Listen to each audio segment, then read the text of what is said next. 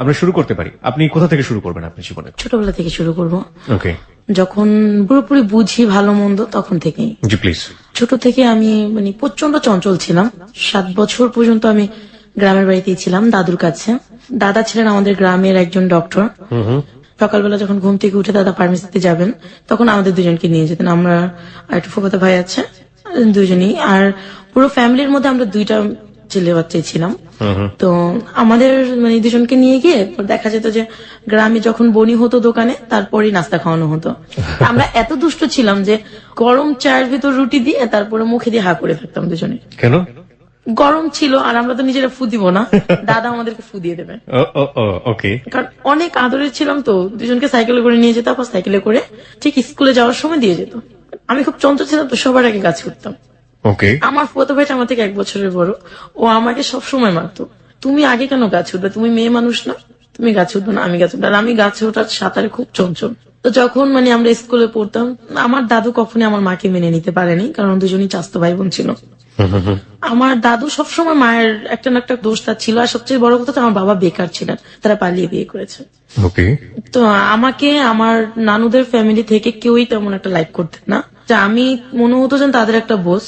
R at first মেয়ে হয়েছি সেজন্য আরো বেশি পছন্দ করতেন। আর আমি খুব দাদুর পাগল ছিলাম তো। এমনি দাদু নানুর বাড়ি কি খুব পাশাপাশি ছিল?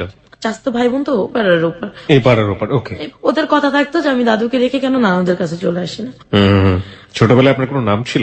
দুষ্টুমি করার জন্য দেখা যায় না একটু অন্য ব্যতিক্রম ধর্মে একটা নাম ধরে কিংবা একটা কিছু খেপানোর জন্য? সময় মোটা ছিলাম তো, ছোটবেলাতে খুব মোটা। ওরা সবসময় দুষ্টুমি করে, হয় পাজি বলবে না ভেড়াডোস বলবে। ভেড়াডস? ভেড়াডস কি জিনিস? আমাদের গ্রামের একটা কথা যে খুব মোটা হলে তাদেরকে এই নামটা দেওয়া হয়, ভেড়াডস। হ্যাঁ ভেড়াডোস। ওকে। তারপর মায়ের আদরটা খুব কম পেয়েছি আমি, তো অনেকভাবে যন্ত্রণার শিকার হয়েছে আমার আম্মা, আব্বার কাছ থেকে দাদুর কাছ থেকে। ওইটা আমার বোঝাই না, আমার সবসময় চিন্তা থাকতো আমি কাকে কখন দুষ্টুমি করবো। আর ছোটবেলা থেকে চুলগুলো প্রচন্ড লম্বা ছিল, দাদু সবসময় মারতো আর চুলে তেল দিত। দাদু মানে হচ্ছে দাদির কথা বলছেন হ্যাঁ আপনি? আমি দাদির কথা বলছি। ওকে। তো আমার মাও তেমন একটা আমাকে লাইক করতেন, কারণ আমি দাদুদের প্রচন্ড পাগল। তাদের কথা হচ্ছে নানুর পাগল হবা সবকিছু পাবা। আমার নানুদের একটু মানে অবস্থা ভালো ছিলেন। আর আমার ছোটবেলা থেকে একটা হিংসা ছিল, আমি মানুষেরটা কেন করবো। তো এক সময় আব্বু আম্মুকে রেখে ঢাকায় চলে আসে। ঢাকায় চলে আসার পরে মানে আম্মুকে প্রচন্ড রকমের অত্যাচার করে, এটা সেটা বলে, আম্মু কারোর সাথে কথা বলে তাকে সন্দেহ করা হয়, বাবার বাড়িতে যেতে দেওয়া হয় না। এরকম করতে করতে আমার আব্বু এখানে এট ফার্স্ট এসে বড় মামার বাসায় উঠছে, কি করতেন জানতাম না। তো একদিন আব্বু গ্রামের বাড়িতে যাওয়ার পরে কি নিয়ে ঝগড়া হয়েছে তাও শিওর না। আমি স্কুলে গিয়েছি, তো আমি স্কুলে যাওয়ার পরে রাস্তাতে যখন আসতেছি তখন দেখি আমার আম্মু আমার ছোট বোনটাকে নিয়ে চলে যাচ্ছে। তখন আপনারা 2 বোন? হ্যাঁ। ওকে। আমি জিজ্ঞাসা করলাম যে আম্মু তুমি কোথায় যাচ্ছ, আম্মু কোনো কথা না বলে বলছে ডাক্তারের কাছে যাচ্ছে। তো যতটুকু আমার মনে আছে, আমাদের মসজিদের বাড়ি, তো বাড়ির ভেতরেই মসজিদ, তো মসজিদের যে হুজুরটা ছিলেন সে আবার আমার মাকে মেয়ে বলতো। তাকে আমি মানে ঘোলা দেখলাম না কি দেখলাম জানি না, তাকে দেখলাম বিল দিয়ে উঠে আসতেছে আর আম্মু রাস্তা দিয়ে যাচ্ছে। তো হয়তো বা আম্মুকে মারধর করেছে, কান্নাকাটি করতে করতে চলে গেছে, বাবার বাড়িতেও যায়নি। সেখান থেকে কোথায় গেছে আম্মু আমি জানি না, খুব সম্ভবত আমার দাদুরা যেটা বলতেন যে ইমাম আম্মুকে দিয়ে আসছে, দিয়ে আসতে পর বিকেলে আবার আসছে আম্মু। ইমাম আম্মুকে দিয়ে আসছে? হ্যাঁ, এই জিনিসটা গ্রাম শুদ্ধ রটে গেল। ইমামটা কি? মানে মসজিদের যে নামাজ পড়েন তাকে ইমাম বলা হয়। ওকে। উনি সম্পর্কে কি ছিলেন আপনার মার? আমাদের বাড়ির হুজুর ছিলেন উনি। উনি হচ্ছেন বাড়ির হুজুর ছিলেন? হুজুর, আর আমার মাকে মেয়ের মতো ভালোবাসতেন। তো ওনাকে নিয়ে একটা কুৎসা রটনা হলো। ওই আমাকে না আবার প্রশ্ন করা হয়েছে কি তোমার আম্মু কার সাথে গেছে, আমি জানি না। প্রথম থেকে তো আম্মুকে মেয়ে মেয়ে করতেন, তো একটু সন্দেহ ছিল। আমাকে বলতেছে হুজুর আসেনি দুপুরবেলা, তো হুজুরকে তো আমি দেখছি আসতে, খুব চঞ্চল তো, সত্যি কথাটাই আগে বলতাম। সম্ভবত আম্মু তার সাথে গেছে। আর কোত্থেকে যেন কে বলেছে যে আম্মুকে আর তাকে আমাদের উপজেলার এক মিষ্টির দোকানে দেখছে। এই তো তাদের সন্দেহটা ক্লিয়ার হয়ে গেছে। তারা বলতেছে আম্মু চলে গেছে, কিন্তু আম্মু বিকেল বেলা আবার ফিরে আসছে। আব্বু যখন রাতে ফিরলো সেদিন আর কিছুই বলো না, আম্মুর সাথে খুব চিল্লাচিল্লি হলো। পরের দিনও কিছু হলো না। রাত্রেবেলা দেখা গেছে কি হঠাৎ করি না আম্মু প্রচন্ড কান্না করতেছে পাশের রুমে। তো আমি গেলাম, যাই দেখি আমার আব্বু প্রচন্ড মারতেছে আমার আম্মুকে। দেখা গেছে প্রচন্ড মারতেছে, কেউ তাকে ধরে না। তো আম্মুকে মারতে মারতে বের করে দিছে ঘর থেকে। বের করে দেওয়ার পরে এখন আমরা তো পেছনে যাব, 2টা বোনই। কিন্তু এই ঘটনাটা আমার লাইফে আমি কোনোদিন ভুলবো না আর কি। আমার মাকে যখন বের করে দিলাম, আমার মা চিৎকার করে, গ্রামের মানুষ এক জায়গায় হয়ে গেল। তো আমার মাকে বের করে দেওয়া হলো, আমাদেরকে দেওয়া হলো না সাথে। তো আমার মা ওখান থেকে মানে এক মামা ছিলেন, আমি নামটা জানি না, আমাদের এলাকারই। তো ওই মামা মাকে নিয়ে নানু বাড়িতে ওঠে। নানু বাড়িতে ওঠার পর নানুর একটা বোরকা একটা স্যান্ডেল নিয়ে আমার মা শরীয়তপুর কোর্টে উঠে যায় আমার উকিল নানার কাছে। ওখানে ওঠার পরে না আমার দাদুরা চিন্তা ভাবনা করছে একবারে তো গেছে, তো এখনই ডিভোর্স নিয়ে দেবো। ওকে। কিন্তু আমরা তো মামা করে প্রচন্ড কান্না করতেছিলাম রাত্রেবেলা। তো পরের দিন আমি মানে স্কুলে গেছি, অনেকে অনেক কথা বলছে, আমার ওগুলো তো সেন্সে ঢুকবেই না, আমি তো দুষ্টুমি করি। আম্মু যে চলে গেছে এই সেন্সটা আমার মাথায় নেই। আমাদের দুইটা বোনকে দেখে আম্মু চলে গেছে। স্কুল থেকে আসছি পর দাদা শুয়ে আছে বিকালবেলা, ফুপিরা বলতেছে তোর আম্মু তো গেছে, আর আসতে হবে না, তোর আম্মু চলে গেছে, যাক তোরা আমাদের কাছে থাকবি। তা আমি বলছি হ্যাঁ থাকবো, যদি তোমরা আম্মুর মতো বকা না দাও। তো ওই 99 এই ঘটনাগুলো। তো এক সপ্তাহ পরে ওখানে গিয়ে আম্মুর একটা লোকের সাথে পরিচয় হয়, শাহজাহান খন্দকার, সুপ্রিম কোর্টের সম্ভবত মহিরি না কি ছিল মহুরি, হ্যাঁ আমি জানি না। ওনার সাথে পরিচয় হয়, ধর্মের ভাই ডাকে তাকে। তো আব্বু যখন আম্মুকে আনতে গেছে, আম্মু তাকে বলল তুমি তোমার হাজবেন্ডের সাথে চলে যাও, আর কোনো কে আনতে গেছে তাকে? আমার আব্বু আনতে গেছে তাকে। আচ্ছা, কে বলছে চলে যাওয়ার কথা? ধর্মের ভাই শাহজাহান খন্দকার, উনি। আচ্ছা, তুমি তোমার হাজবেন্ডের সাথে চলে যাও, আমরা তোমাকে আবার নিয়ে আসবো। তো এই কথা বলার পরে আব্বুর সাথে পরিচয় হয়, আমার উকিল নানাও তাকে সায় দিয়েছে যে যাও দেখো কি হয়। এই কথা বলার পরে আম্মু তো আসছে আব্বুর সাথে। আম্মু যখন আব্বুর সাথে চলে আসেন দাদা বাড়িতে, তখন আমরা দুই বোন দাদুর কাছে। উনি রাজি হলেন আসতে? উনি রাজি হয়েছে, কারণ আমার আব্বু কখনোই চাননি যে আমার আম্মু তাকে ছেড়ে চলে যাবে, Okay. যেহেতু তাদের লাভ ম্যারেজ। তো আম্মু চলে আসছে, আসার পরে প্রচন্ড গ্যাঞ্জাম, মানে 2-3টা গ্রামের লোক এক জায়গায় হয়ে গেছে, আম্মুকে প্রচন্ড মারলো। আর কে মারলো? আমার দাদু। Okay. আমার দাদু আমার আম্মুকে মেরেছে, ওকে ওকে। আমার দাদা আমার আব্বুকে মেরেছে। আমার দাদার একটাই ক্ষোভ ছিল যে তুই বউকে নিয়ে কেন ঢুকলি এখানে, যেহেতু তার কষ্ট হচ্ছে। আমার দাদা প্রচন্ড রকমের ভালো মানুষ ছিলেন, বলছে যে যেহেতু এখানে তোর এত কষ্ট, তুই কেন আসলি ওর সাথে, তুই কেন একেবারের জন্য চলে গেলি না। তা আমার মা তো আমাদেরকে ছেড়ে যাবেন না, আব্বাকেও ছেড়ে যাবে না, আব্বাও তাকে ছাড়বে না। তো পরে ওইখানে গ্যাঞ্জাম হওয়ার পরে আমরা আমার আব্বুর দাদু মানে আমার বড় মা পাশাপাশি রুম, তো আমরা ওখানে উঠি। ওঠার পর ওইটাও দাদু সহ্য হলো না, প্রচন্ড গ্যাঞ্জাম লাগাই দিছে, যাচ্ছে না কেন, চলে যাক। আব্বু তখন আম্মুকে রেখে ঢাকায় চলে গেলেন। গিয়ে আমার ওই মামা, যে আমার আম্মু ধর্মের ভাই ছিলেন, তার সাথে পর দেখা করলেন। সে একটা চাকরি দিয়ে দিল অ্যাডভোকেট আব্দুর রেজা খানের ওখানে, তার পিয়ন হিসেবে। ওখানে 1 মাসের বেতন পেয়ে আমাদেরকে বড় মার এখান থেকে ঢাকায় নিয়ে আসেন। ওকে। জায়গাটার নাম আমার মনে নেই, আমাদের একটা মেসে উঠিয়েছে। ওখানে আমরা 1 সপ্তাহ থাকি। থাকার পরে আমার আব্বু আমাকে প্রচন্ড রকমের ভালোবাসতেন, মায়ের চেয়ে বেশি। ছোট বোনটাকে প্রচন্ড ভালোবাসতেন। তো ম্যাচে উঠিয়েছে। ওখান থেকে আমাদেরকে কি প্রবলেম হয়েছে জানি না, আমার বাবা আমাদেরকে সেকশন নিয়ে যান, সেকশন হাজারীবাগ সেকশন। ওকে। এমন একটা পরিস্থিতিতে আমাদেরকে ওখানে উঠায় আমার মামার সাহায্যে। ওখানে গিয়ে মানে এরকম একটা পজিশন ছিল যে আমি কখনো এরকম ঘর দেখিনি। নিচে বাস ছিল, নিচে অজগর সাপ পানির ভিতরে। হ্যাঁ, মানে চিড়িয়াখানায় নিয়ে গেল নাকি? না হাজারীবাগে কোনো চিড়িয়াখানা নাই? না না, এটা হচ্ছে একটা বস্তির মতো। ওকে। নিচে অজগর সাপ, পাশে ট্যানারি, উপরে টঙের ঘরগুলো, চিকা ইঁদুর এটা সেটা। অজগর সাপ কিভাবে দেখলেন আপনি? খালটা ভরে অজগর সাপ ছিলেন, এজন্য মানে 1 তলা সমান উঁচু করে বাঁশ দিয়ে তারপর টঙের ঘরগুলো বানানো হয়েছে। ওকে ওকে অজগর সাপ সম্ভবত, যে সাপের বিষ নেই, ওকে ফাইন। মানে সাপ ছিলেন নিচে আর কি। সাপ ছিলেন মানে সাপকে আপনি সম্মান করে আপনি বলছেন? ওকে। না, তো ওখানে যাওয়ার পরে 6 মাস পরে আমাদের খবর আসলো যে আমার দাদা মারা গেছে। ও, আমি যেটা এখনো উপলব্ধি করি যে দুর্ঘটনার কথা শুনলে খুব দ্রুত কোথাও যাওয়া যায় না। আমরা লঞ্চে উঠলাম, মাঝপথে লঞ্চ নষ্ট হয়ে গেল। তারপরে যে বেবিতে উঠেছি, সেই বেবিটা অর্ধেক পথে সে নষ্ট হয়ে গেছে। মানে অনেক কষ্টে অনেক কি করে আমাদের 2টা বোনকে নিয়ে বাবা মাকে নিয়ে বাড়িতে গেলেন। যাওয়ার পর দেখি প্রচন্ড সময় কান্নাকাটি করতেছে, আমার দাদু সেন্সলেস, ফুপুরা কান্নাকাটি করতেছে আমার মাকে ধরে, মাও প্রচন্ড কান্নাকাটি করতেছে, আশপাশের লোক। আমার দাদা মরার পরে এত লোক মনে হয় না আমি আজও দেখেছি। সে এত ভালো ডাক্তার ছিলেন, এত ভালো লোক ছিলেন সে। আমরা গ্রামে যাওয়ার পর দাদাকে মাটি দিয়ে আমার আব্বা 4 দিন 5 দিনের দিন চলে আসলেন। ঢাকায় আসার পর আমাকে স্কুলে ভর্তি করানো হয়, ওখানে লেখাপড়া করানো হয়। পরে আমার যে মামা ছিলেন ধর্মের মামাটা, উনি ঢাকা কামরাঙ্গীরচরে বাড়ি করলেন। ধর্মের মামা মানে ঠিক বুঝলাম না। ধর্মের মামা মানে হচ্ছে যে শরীয়তপুর গিয়ে যার সাথে মানে অ্যাডভোকেট শাহজাহান খন্দকার, উনি আমার মায়ের ধর্মের ভাই ছিলেন। ওকে উনি ওকে। যখন আমার বাবার সাথে ঝগড়া করে চলে গেলেন, তখন তার সাথে পরিচয় হয় ওখানে আচ্ছা। কোর্টে। তো সেই হিসেবে ধর্মের ভাই। তার মানে তার সাথে পূর্ব পরিচয় ছিল না, কোর্টে গিয়ে পরিচয়? কোর্টে গিয়ে যখন আমার মা চলে গেলেন, বাবা আনতে গেলেন, তখন পরিচয় হয়েছে। ওকে। তো ওখানে মানে আমার মামা বাড়ি করলেন কামরাঙ্গীচর, ওখানে চলে আসলাম। ওখানে চলে আসার পরে আমি একটা স্কুলে ভর্তি হলাম, তখন আমি ক্লাস 3-তে পড়ি। স্কুলে ভর্তি হওয়ার পর ওখান থেকে আমাদের মানে আব্বুর অবস্থা আগে থেকে অনেক ভালো হয়েছে। মানে এখন আমার মায়ের ঘরে মনে হয় যে শান্তি। এক সময়টা আমার আব্বুর এতটুকু বদভ্যাস হয়ে গেল যে আমার আব্বু বাজে নেশায় চলে যেতে থাকলো। 2002-3 আব্দুল রাজ্জাক খান মারা গেলেন। মানে আপনার ধর্মের? না, আমার আব্বু যে অফিসে জব করতেন সেই মালিকটা মারা যাওয়ার পর আমার আব্বু জবটাও চলে গেছে। তো সেখানে আব্বু একটু ঘাবলা করে, অনেকগুলো টাকা তাদের মেরে দিয়েছে। এটা আপনি জানলেন কিভাবে? এটা আমরা তখনই জানতে পেরেছি যে অফিস থেকে বাসায় পুলিশ পাঠানো হয়। তো আমরা তো আগে থেকে এটা শিওর যে আসবে তাকে নেওয়ার জন্য। আপনারা আগে থেকে শিওর ছিলেন যে বাসায় পুলিশ আসবে? হ্যাঁ, আমরা প্রথমে যখন সে মারা গেছে তার 3 দিন পর আমরা জানতে পেরেছি আব্বা টাকা নিয়ে ঘাবলা করেছে। কিরকম? সেটা হচ্ছে যে অনেকগুলো টাকা তাদেরকে কারেন্ট বিল, গ্যাস বিল দিতে দেওয়া হয়েছিল আব্বুকে। খুব বিশ্বাস করতেন তো, কিন্তু আব্বু সেটা দেয়নি। আচ্ছা। না দিয়ে সে ঘরে বা টাকাগুলো কি করেছে আমি জানি না।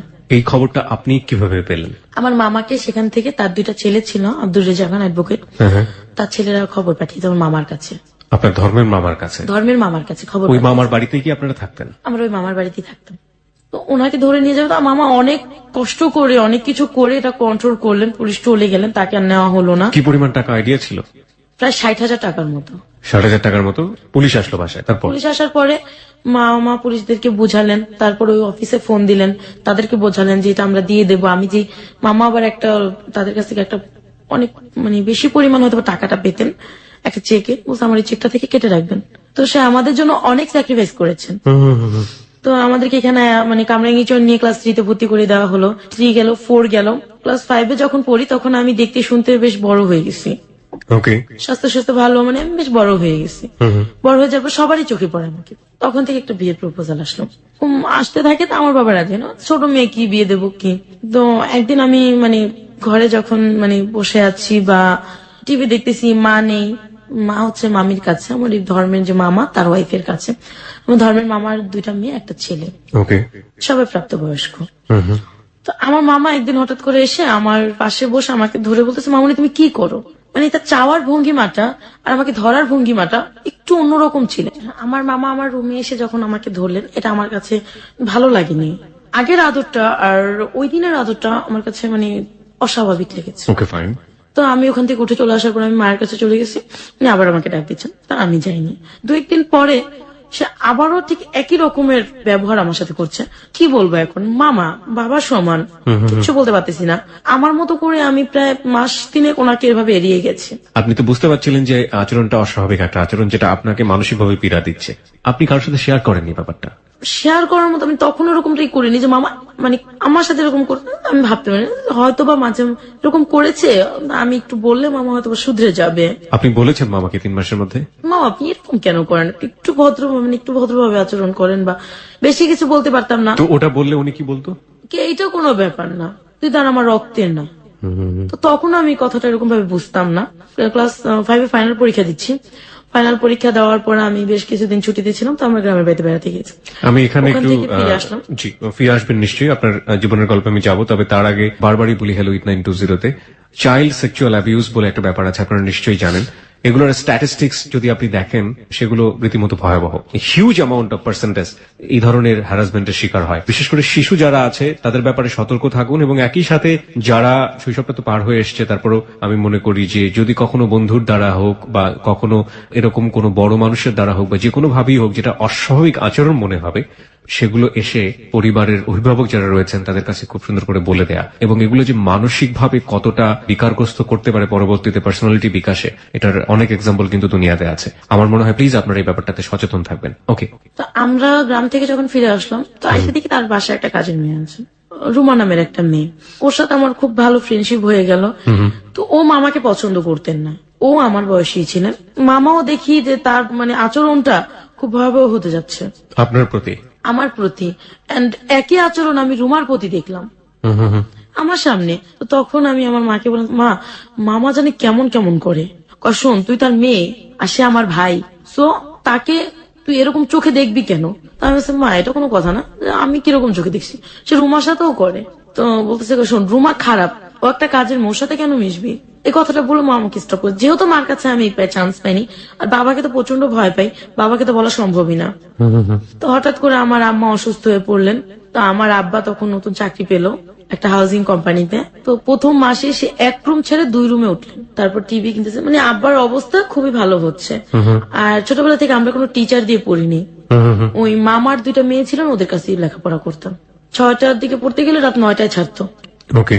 তো ওই টাইমে দেখা যায় কারেন্ট যাক আর যাই যাক, ওরা আমাদেরকে 2 বোনটাকে রেখে ওরা অন্য রুমে গিয়ে বসে থাকতো। তো আমি যখন ক্লাস 6-এ পড়তেছি, আম্মা অসুস্থ হয়ে যাওয়ার পরে আমার কাজিনটাকে দেখলাম যে ও আমাকে ডাক দেয় বা ও আমার দিকে তাকায়, ও আমাকে নিয়ে ঘুরতে যাবে, এটা কখনো করে নাই। আম্মা অসুস্থ হয়ে যাওয়ার পর থেকে, আম্মা যখন হসপিটালে 15 দিন ছিলেন, তখন থেকে ওই কাজটা করতেছে। কাজিন বলতে? আমার মামার বড় ছেলেটা, কি নাম তখন ছিল? ওর বয়স ছিল 25, নাম হচ্ছে শাহিন। ওকে। সেম ওর বাবার ক্যাটাগরি, বাবা যা করেছে ও তাই করতেছে। তো তখন আমি বলছি যে কি ব্যাপার, আপনি এরকম করেন কেন? আর এরকম ব্যবহার কেউ কারোর সাথে করে নাকি? আমি আপনার বোনের মতো, আপন তো না। ওরও একই রকমের কমেন্ট আসলো যে আপন তো না, রক্তের না। সবই যদি বোন হয় তাহলে বউ হবে কে, প্রেমিকা হবে কে? ঠিক কিছুদিন পর ওর বাবাকে যখন আমি বললাম যে আপনার মেয়ের মতো আমি, আপনি কেন এমন করেন, তখন উনি বললো যে সবই যদি মেয়ে হয় তাহলে লাভার হবে কে? বাপ বেটা দুজনের কথা দেখলাম যে আমি একই রকম, ওরা এরকম করতো। ফাইনাল পরীক্ষা দিলাম, 7-এ উঠলাম, এরকম করতে করতে 7-এও কিছুদিন 6 মাস পার হলো, বয়স হয়ে যাচ্ছে আমার একটা বুঝ হচ্ছে। মামার কথা যেহেতু বলে আমি মার কাছে কোনো কিছু করতে পারিনি, তখন ভাইয়ারটা আমি বললাম। আমাকে আমার মা উত্তর দিল, তোর কি সমস্যা, তুই তো কখনো তোর মামার কথা বলিস, কখনো তো ভাইয়ার কথা বলিস। তখনই আমার মা মানে টিভি ভালো হয়ে গেলেন, আমার প্রেগনেন্ট। টিভি ভালো হয়ে গেল মানে আপনার আম্মার টিভি হয়েছিল? হ্যাঁ, টিভি হয়েছিল। ওকে। তার বছর খানেক পরে আমার ভাই জন্ম নিল। দেখা যাচ্ছে যে মা বাবা চেঞ্জ হয়ে গেছে। তাদের এই চেঞ্জটা আমার মানে লক্ষ্য করলাম যে তারা এখন আর আমাকে আগের মতো আদর করে না। কিরকম? দেখা যাচ্ছে তোকে লেখাপড়া করতেছি, আম্মা ঘরে গল্প করতেছে মামির সাথে, কাজগুলো উনি লেখাপড়া বাদ দিয়ে আমাকে দিয়ে করাচ্ছে। এইভাবে মানে আস্তে আস্তে আমার লেখাপড়াটার ক্ষতি হতে যাচ্ছে। আর দেখতাম যে মানে বাবা আসলেই আমার নামে এক গাদা বিচার, আমি এটা করেছি, আমি ওইটা করেছি। তো এই জিনিসগুলো আমার কাছে ভালো লাগতো না। তখন না আমার কাছে মনে হচ্ছিল যে কেন এমন করে তারা, তাহলে আমি তাদের আপন না। ওইদিকে আমার কাজিন আমার সাথে ব্যবহার খারাপ করছে, তারপর মামার ব্যবহারটা অস্বাভাবিক। তো এর মানে এইভাবে করতে করতে বাবা মাকে আর বোঝাতে পারলাম না এগুলা। ওরা আর আমার এই সমস্যাগুলোকে মানে ফলো করতো না। আমার ফুপি খেয়াল করতেন। আমার খালামণি বাহির থেকে আসার পর খালামণিকে বলছে, খালাতো বোনটাকে বলছি। তাকে বলার কারণ এটাই হচ্ছিল যে আমার যে মানে ধর্মের মামা, তার ছেলের সাথে আমার বড় খালার মেয়ের বিয়ে দেবে। আর আমার ধর্মের এই মামাটা খুব লোভী ছিলেন, টাকা যেখানে আছে সে সেখানে আছে।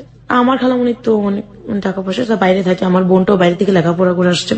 ওর বিয়ে ঠিক হচ্ছে, তখন আমি বলে ফেললাম যে আপু এরকম এরকম করে, মামাও করে। তখন বললো যে ঠিক আছে, এই কথাগুলো আমি আন্টিকে বলবো। আন্টি মানে? আমার মাকে। আপনার মা তো জানি আগে থেকে? আমার মা বিশ্বাস করতো না আর কি। হ্যাঁ, কিন্তু উনি বলবে আমাকে। উনি বলবে। তো বলার পরে আমার মা আমাকে প্রচন্ড বকাঝকা করলেন। তো আপু আরেকটা ছেলেকে লাইক করতেন, সে লন্ডনে থাকে। তো এটা আপু আবার আমার আব্বুকে বললেন যে ওর উপরে এরকম হচ্ছে, আপনারা কেউ কোনো প্রতিবাদ করতেছেন না। আমি বুঝলাম না আর কি, আমি তার ওকে বিয়ে করবো না, আমি অন্য একটা ছেলেকে পছন্দ করি। আর আপনারা যেভাবে উঠে পড়ে লেগেছেন আমার বিয়ের জন্য, আমি ওর মতো একটা ছেলেকে কেন বিয়ে করবো যে ঘর জামাই থাকতে চায়। তো যে কোনো কারণে এগুলো কথা কাটাকাটি হওয়ার পর বিয়েটা ভেঙে গেছে। আমি বলছি কথাটা প্রকাশ হয়ে গেছে, আমার মা সবাইকে বলে দিছে। আমার মামার সেটা ভালো লাগেনি, আমার উপর সে প্রচন্ড বিরক্ত হওয়ার পরে সে আমাকে ডাইরেক্টলি প্রপোজাল করছে যে তুমি আমাকে সময় দেবে। তো আমি বলছি যে না, অসম্ভব। কিছুদিন পরে আমি যখন ক্লাস 8-এ উঠলাম, তখন আমার বাবা আমার বিয়ের জন্য খুব তোলপাড় হচ্ছে। ফুপি একটা বিয়ের প্রস্তাব আনলেন। একটা বিয়ের প্রস্তাব আনার পরে আমি রাজি হইনি। আমার স্বপ্ন হচ্ছে আমি একটা ভালো ছেলেকে বিয়ে করব, তো আমি যাতে এই থেকে একটু ভালো পরিবেশে যেতে পারি। আর ছোটবেলা থেকে একটা ধারণা ছিল যে উপরের লেভেলের মানুষদের হয়তোবা ভালো চিন্তা ভাবনা থাকে, তারা একটু ভালো হয়। কারণ আমি পজিশনে থাকতে থাকতে আমি বিরক্ত হয়ে গেছিলাম, মনে হচ্ছে কবে বেরোতে পারবো এখান থেকে। তো বিয়ের প্রস্তাব আনার পরে আমার বাবা মা দুজনেই বিয়েতে রাজি হয়ে গেলেন। ছেলে কি করতো? মোবাইল কোম্পানিতে জব করতেন, 8,000 টাকা স্যালারি ছিল। ওকে। তো বাবা মা বললো কি যে ও যেহেতু ডিগ্রি সেকেন্ড ইয়ার পড়তেছে, ডিগ্রি ফাইনাল দিলে ওকে ব্যাংকে অথবা কিছুতে চাকরি দিয়ে দেবো, সে তো অবস্থা ভালো হয়ে যাবে। আমি বিয়েতে রাজি হলাম। বিয়ের দিন রাত্রে যখন ওরা কাবিন করবে, তো শুনলাম যে যৌতুক নাকি তারা 2 লাখ টাকা যৌতুক চাচ্ছে। এটা নাকি তাদের গ্রামের প্রথা আছে যে দিতেই হবে। আমার বাবা কোনো মতে রাজি হননি। তারপরে অনেক ঘটনা করে রাত 11টার দিকে ঠিক হলো যে না ঠিক আছে, ওরা কোনো যৌতুক নেবে না, বিয়েটা হবে। তো বিয়েটা হওয়ার পরে আমার হাজবেন্ড যেটা করলেন, প্রথম রাতে যখন আমাদেরকে রুমে দেওয়া হয় তখন সে আমার সাথে প্রচন্ড ঘটমটো করতেছে যে তোমার ফুপি বললো 2 লাখ টাকা দেবে, এখন না দেখ বিয়ের পর দেবে, তোমার বাবা মা কিছুতে রাজি হলেন না, এটা কেন হলো? আমার প্রচন্ড কষ্ট হলো। আমি জানি বিয়ের রাত্রটা খুব সুন্দর হয়, ভালো হয়, তো তার একটা ভালো ছেলের সাথে আমার বিয়ে হয়েছে। তো বিয়ের পরের দিন যথারীতি সে আমার সাথে প্রচন্ড রাগ, কথা বলে না। তৃতীয় দিনও একই অবস্থা গেল। চতুর্থ দিনও সে মানে বিভিন্ন মেয়েদের কথা আমার কাছে বলে, কাকে ভালোবাসতেন, কোথায় যেতেন, সবকিছু বলতেন, আর এই জিনিসগুলো আমার কাছে ভালো লাগতো না। তো এইভাবে যখন মাস খানেক কাটলো, পরে আমি জানতে পারলাম যে তার আমার ছোট ফুপির সাথে আগের একটা সম্পর্ক ছিল। কিভাবে জানলেন? এটা আমি জানতে পারছি আমার ফুপি আর আমার হাজবেন্ডের ব্যবহারে। ফুপি আমার হাজবেন্ডকে ভাইয়া বলতো, যেখানে তার জামাই হয়, মেয়ে জামাই। আমি তো তখনও শ্বশুর বাড়িতে যাইনি, তাহলে আমি আমার বাবা মার কাছে বিচার দিলাম। আর আমার হাজবেন্ড দেখতাম যে প্রতি সপ্তাহে আমার ফুপিকে বাজার টাজার করে দিতেছে, যাইতেছে ওদের মেয়েদেরকে। তা আমি বললাম যে আমার বোনগুলা, আর একটা আমার ফুপুর হাজবেন্ড ছিল না, মারা গেছে, যে একটা বিধবা মানুষ, তাকে হেল্প করতেছে, ভালো কথা, আমি কিছুই বলতো না। পরে যখন দেখতাম যে তাদের সম্পর্কটা একদম আমার খোলাখুলি হয়ে গেল, আর আমি অনেকের মুখে শুনতাম ফুপুদের বাসায় যখন যেতাম যে ওর সাথে আগে থেকে সম্পর্ক, তোমাকে কেন বিয়ে দিচ্ছে? তো এই জিনিসটাতেই না আমার ভালো লাগতো না। বাবা মাকে এসব বলছি, ওনার কাছে জিজ্ঞেস করছে, উনি স্বীকার করছে। ফুপি কখনো স্বীকার করেনি, আমার হাজবেন্ড স্বীকার করছে, হ্যাঁ আগের একটা সম্পর্ক ছিল, এখন নাই। তো তখন থেকে একটা ঘেন্না। তো মাস 3 যাওয়ার পর আমাকে আমার শ্বশুর বাড়িতে নেওয়া হলো, খুলনা কয়রা থানায়, একদম গ্রাম। লেখাপড়া বন্ধ? হ্যাঁ, আমার লেখাপড়া বন্ধ হয়ে গেছে। কোন ক্লাসে থাকা অবস্থায়? এটা যখন আমি ক্লাস 10 উঠলাম। ওকে। তো শ্বশুর বাড়িতে যাওয়ার পরে পুরো ঠিক আমি ঘরের অবস্থা যেটুকু দেখলাম, দেখে মানে আমি কান্না করতেছি। সেদিন রাত্রি তারা ছিলেন 2 বোন 2 ভাই, আর তার মা, তার বাবা ছিলেন না। তারা 4 ভাই বোন মিলে ঝগড়া করতেছে, সাথে মা। কি কারণে করতেছে, কেন করতেছে তা আমি জানি না। তো এক পর্যায়ে ঝগড়ার মাঝে আমি শুনলাম যে তারা যৌতুক, আমার বিয়ের টাকাটা দেওয়া হয়নি সেই জন্য ঝগড়া করতেছে। ওকে। মেয়ের সাথে একটা গয়নাও দিয়ে দেয়নি, এরকমই বলছে। আমার হাজবেন্ডকে বলতাম, দেখো তুমি তো জানো যে তারা কিছু দেবে না, তাহলে তুমি কেন আনলা আমাকে? দেনমোহর কত ছিল আপনার? 2 লাখ টাকা। ওকে। বলার সাথে সাথে আমার হাজবেন্ডটা আমাকে ঠাস করে একটা চর বসালো। তো ওই দিন রাতটা মানে আমি সারা রাত কান্না করে কাটালাম। পরের দিন সকালে যখন আমি ঘুম থেকে উঠলাম, অনেক মানুষ নতুন বউ দেখতে এসে, যেটা গ্রামে যেরকমটা হয়। তো আমার শাশুড়ি সবার মাঝে আমাকে বলে উঠলো যে তোমার মা কি গয়না পাঠাইছে, একটু সবাইকে দেখাও। সে কিন্তু জানে আমার মা কিছু দেয়নি, আমি কোত্থেকে বের করব। তখন আমার ননাস, আমার যা, এরা সবাই আমাকে প্রচন্ড ধরনের কথা শোনালো। আর প্রথম দিনই আমাকে মাটির চুলায় খড়কুটা দিয়ে রান্না করতে দেওয়া হলো, আমাকে চাল বাটতে দেওয়া হয়েছে, যেটা আমার পক্ষে সম্ভব না। প্রচন্ড কান্না করতেছি, বাড়িতে ফোন দিয়েছি, মার সাথে কান্না করতেছি। বাড়িতে ফোন দেওয়াতে আমার হাজবেন্ড মানে শুনে আমাকে প্রচন্ড মারলো আইসা। তো এক পর্যায়ে আমি সেন্সলেস হয়ে গেছি। আমি 3 দিন 4 রাত আমার হাজবেন্ডের বাড়িতে ছিলাম। পরের দিন সকালে আমি উঠে চলে আসছি, আমার ননাস আসছে, আমার হাজবেন্ড আসছে। আসার পর থেকে না আমার হাজবেন্ডের বিহেভিয়ার চেঞ্জ হয়ে গেছে। কোথায় আসলেন? ঢাকায় চলে আসলাম বাবা মার কাছে। প্রিয় শ্রোতা, একটা বিষয় খুব লক্ষ্য করবেন, আমরা এখনো গল্পের যে গভীরতায় সেখানে চলে যাচ্ছি ধীরে ধীরে। এবং ওই সবসময় একটা কথা বলে থাকি যে ইভেন্ট ইউ ক্যান ইমাজিন, শেষ পর্যন্ত গল্পটা কোথায় গিয়ে থামবে। কারণ জীবন অদ্ভুত রকমের একটা বিষয়, এবং এই প্ল্যাটফর্মে এত বেশি নাটকীয়তা থাকে যে গল্প উপন্যাসের ফাঁক সেখানে কিছুই না। শুধু একটা বিষয় লক্ষ্য করার মতো যে লাবণ্য যখন তার জীবনের গল্প বলা শুরু করেছে, তার শৈশবে একজন মানুষকে পেয়েছিলাম তার জীবনের জন্য পরিপূরক বলছি এই অর্থে, তার দাদা ছোটবেলায় তাকে নিয়ে যেতেন একটা ফার্মেসিতে, এবং সেখানে তার মজার কিছুটা সময়। এরপরে একটা মানুষও আমরা এখন পর্যন্ত পাইনি যে মানুষটার কাছে গিয়ে সে একটু ঠাঁই পেতে পারে, মনের কথা বলতে পারে, পরিবার থেকে শুরু করে চারপাশের সমস্ত কিছু। সংসার শুরু হয়েছে 14 বছর বয়সে, সেখানেও স্বামীকে আমরা দেখছি একটা বিরূপ পরিবেশের মধ্যে। এবং সবকিছু মিলিয়ে এটা কোন দিকে যাচ্ছে শেষ পর্যন্ত আমরা কোথাও জানি না। Let's see what happen. Okay, তারপর ঢাকায় আসার পরে দেখলাম যে আমার বাবা মার বিহেভিয়ার চেঞ্জ হয়ে গেছে। আমার হাজবেন্ডও না এরকম হয়ে গেছে, সে আর মানে তার বোনের কাছে ফিরে যেতে চায় না। টোটালি বলতে গেলে একটা ঘর জামাই। আলটিমেটলি কি আপনার হাজবেন্ড বোনের বাড়িতে থাকতো? হ্যাঁ, বোন আর সে একসাথে ঢাকায় ভাড়া থাকতেন আর কি। ওকে। তো আমি এসে বাবা মার বিহেভিয়ার চেঞ্জ দেখে আমি বাবা মাকে বললাম, বাবা মা আমি আম্মা আমি আর ওখানে থাকতে পারবো না। তো আমার মা আমাকে প্রশ্ন করলেন যে কি হয়েছে। আমি বলছি, কিছুই হয়নি। আর নতুন বউ গিয়েছে, তার একটা শাড়িও নতুন বউকে দেয়নি। তো আমি শুনেছি যে গ্রামে দেশে শ্বশুর বাড়ি হলে নাকি অনেক কিছু দেয়, আমি সেগুলো কিছুই আমার ভাগ্যে জুটেনি। আমার বাবা মাকে যখন আমি বললাম, আমার বাবা মা কোনো রেসপন্স করলো না। শুধু আমার বাবা একটা কথাই বললো যে তোমাকে আমি বাঘের মুখে দিলেও দিয়েছি, কুমিরের মুখে দিলেও দিয়েছি, তোমার যদি আসতে হয় তাহলে তুমি সাদা কাপড়ের কাপড় পরে আসবা, আমরা তো তুমি কোনোদিন এই বাড়িতে এসব কমপ্লেন নিয়ে আসবে না। এই কথা বলার পর আমি খুব কষ্ট পেয়েছি যে যেই বাবা আমাকে এত ভালোবাসতেন সেই বাবা কেন আজ আমাকে এই কথা বললেন। বাবাও আস্তে আস্তে তার জবটাও চলে যাচ্ছে, ছেড়ে দিচ্ছে, সেখানেও সে টাকার ঘাবলা করেছে। আর তার নেচারটা এরকম ছিল যে সে একজনের সাথে আরেকজনকে ঝগড়া বাঁধায় দেবে। আমাকে যখন এই কথাটা বললো তখন আমি হাজবেন্ডকে বললাম যে আমি এখানে থাকবো না, জাস্ট এইভাবে, কেন থাকবি না? তো আমি বললাম যে আমি আপার বাসায় চলে যাই, ওখানে গিয়ে থাকি আমরা। বললো ঠিক আছে চল। ওখানে যাওয়ার পরে আমার ফুপিকে আমি সবকিছু জানালাম। ফুপি থাকতেন 3 তলায়, তার আমার ননাস আর আমার হাজবেন্ড থাকতেন 2 তলায়। ফুপিকে সবকিছু জানানোর পরে ফুপি খুব কষ্ট পেলেন। ফুপি তো আপনার বিয়ের ঘটক ছিলেন। হ্যাঁ, আচ্ছা, আপনার হাজবেন্ডের নাম? ইনসান। ইনসান, হ্যাঁ। ফুপি বললো যে ঠিক আছে, ও যে এরকম হবে সেটা তো আমি ভাবতে পারি নাই। তো আমি বলছি যে সমস্যা নাই, আমি তো তোমার কাছে চলে আসলাম, আমি সম্পূর্ণ ঘটনাকে একদম ম্যানেজ করে ফেললাম। তোমার কাছে চলে আসছি, এখন তোমার কাছে থাকবো। আর ফুপি একটা নতুন চাকরি পেয়েছিল ব্যাংকে। তুমি তো ব্যাংকে চলে যাও সকালবেলা। তা আমি সকালবেলা ওদেরকে নিয়ে, 2টা বোন ছিল আমার ফুফাতো, ছোট ছোট, ওদেরকে নিয়ে থাকবো। আর ইনসানও তো রাত্রে আসে, সমস্যা হবে না আমার, আমি এখানেই থাকবো। ঠিক আছে ফাইন। তো আমার ননাস গার্মেন্টস এ চাকরি করতেন, 2টার দিকে তার লাঞ্চ টাইম ছিল। আমি না ওই সবার সাথে চুলো ছিল তো আমি রান্না করতে পারিনি। ননাস যখন লাঞ্চ টাইমে আসলেন, আসার পর যখন রান্না হয়নি তখন আমাকে প্রচন্ড রকমের বকাবাদ্য করলো। সেটা আমার ফুপ্পি শাশুড়ি দেখছেন, দেখার পরে তার কাছে ভালো লাগেনি। বলতেছে যে এত ছোট বয়সে তোমাকে বিয়ে দিয়ে দিছে এরকম একটা মানুষের ঘরে, সেটা আমরা মানতে পারলাম না। 14 বছর বয়সে আপনার বিয়ে হয়েছিল। হ্যাঁ। তো আমার এরকম করে 3 দিন আমি থাকলাম। 3 দিন থাকার পর 4 দিনের দিন আমার হাজবেন্ড আমাকে প্রচন্ড মারধর করলেন। আমি আবার মায়ের বাড়িতে চলে আসি। মায়ের বাড়িতে আসার সময় যখন আমার হাজবেন্ড বললো তোর চাইতে তোর ফুপি ভালো ছিল, অন্তত তাকে তো বিয়ে না করতাম, তার সাথে একটা সময় কাটাতাম। এই কথাটাই আমি তখন আরো ক্লিয়ার হয়ে গেলাম যে আমার ফুপি আমার সাথে প্রতারণা করছে, আমার হাজবেন্ড আমার সাথে প্রতারণা করছে। তারা দুজন একটা রিলেশন আমাকে জড়ানো ঠিক যে এই ফুপিটা কি ঘটকালি করেছিল বিয়েতে? ফুপিটাই ঘটকালি করছে, এটাই আমার ছোট ফুপি। ওকে। যখন শিওর হয়ে গেলাম তখন বাবা মাকে এসে বললাম। বাবা মা আর আমাকে বাড়িতে দিলেন না, আমার হাজবেন্ডকে আর ওখানে আসতে দেননি। তুমি আসবে না, আমার মেয়ে আমাদের কাছে থাকবে। আর 1 সপ্তাহ পরে ফিরে দেখলাম যে বাবার অবস্থা আরো করুণ হয়ে যাচ্ছে, যে সে জুয়া খেলে। কিভাবে বুঝলেন? আমি যে রুমটাতে থাকতাম সেই রুমটাতে সে লোকজন নিয়ে টাকা নিয়ে দিয়ে তাস খেলতেন, যে টাকা দিয়ে রুমটাতে খেলা আপনি করতেন। থাকতেন। ওকে। আমার কাছে খুব কষ্ট লাগলো। কষ্ট লাগার পর আমার হাজবেন্ড দিয়ে যে গেছে সে আর আমার খোঁজ খবর নেয়নি। এরকম করতে করতে আমাদের 6টা মাস কিন্তু কেটে গেছে বিয়ে।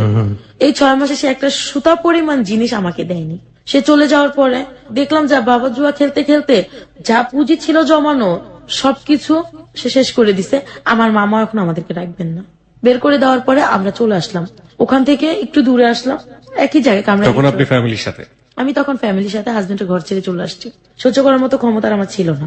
তারপর আমরা যে বাসাতে যাই, ওইখানে যাওয়ার পর সে আরো নিঃস্ব হয়ে গেছে। বাবার মানে পুরোপুরি নিঃস্ব হয়ে গেছে, নুন আনতে পান্তা ফেলে যেরকম ওইরকম একটা অবস্থা হয়ে গেছে। সে আমাদের মুখে ভাত জোটার মতো কিছু নেই। ওইদিকে আমার হাজবেন্ড এসে ঘাড়ে জুটছে। মানে 1 সপ্তাহ থাকার পর আমি এমন ঝগড়া লাগিয়ে দিল আমাদের মধ্যে, সে আমাকে প্রচন্ড মারধর করলো।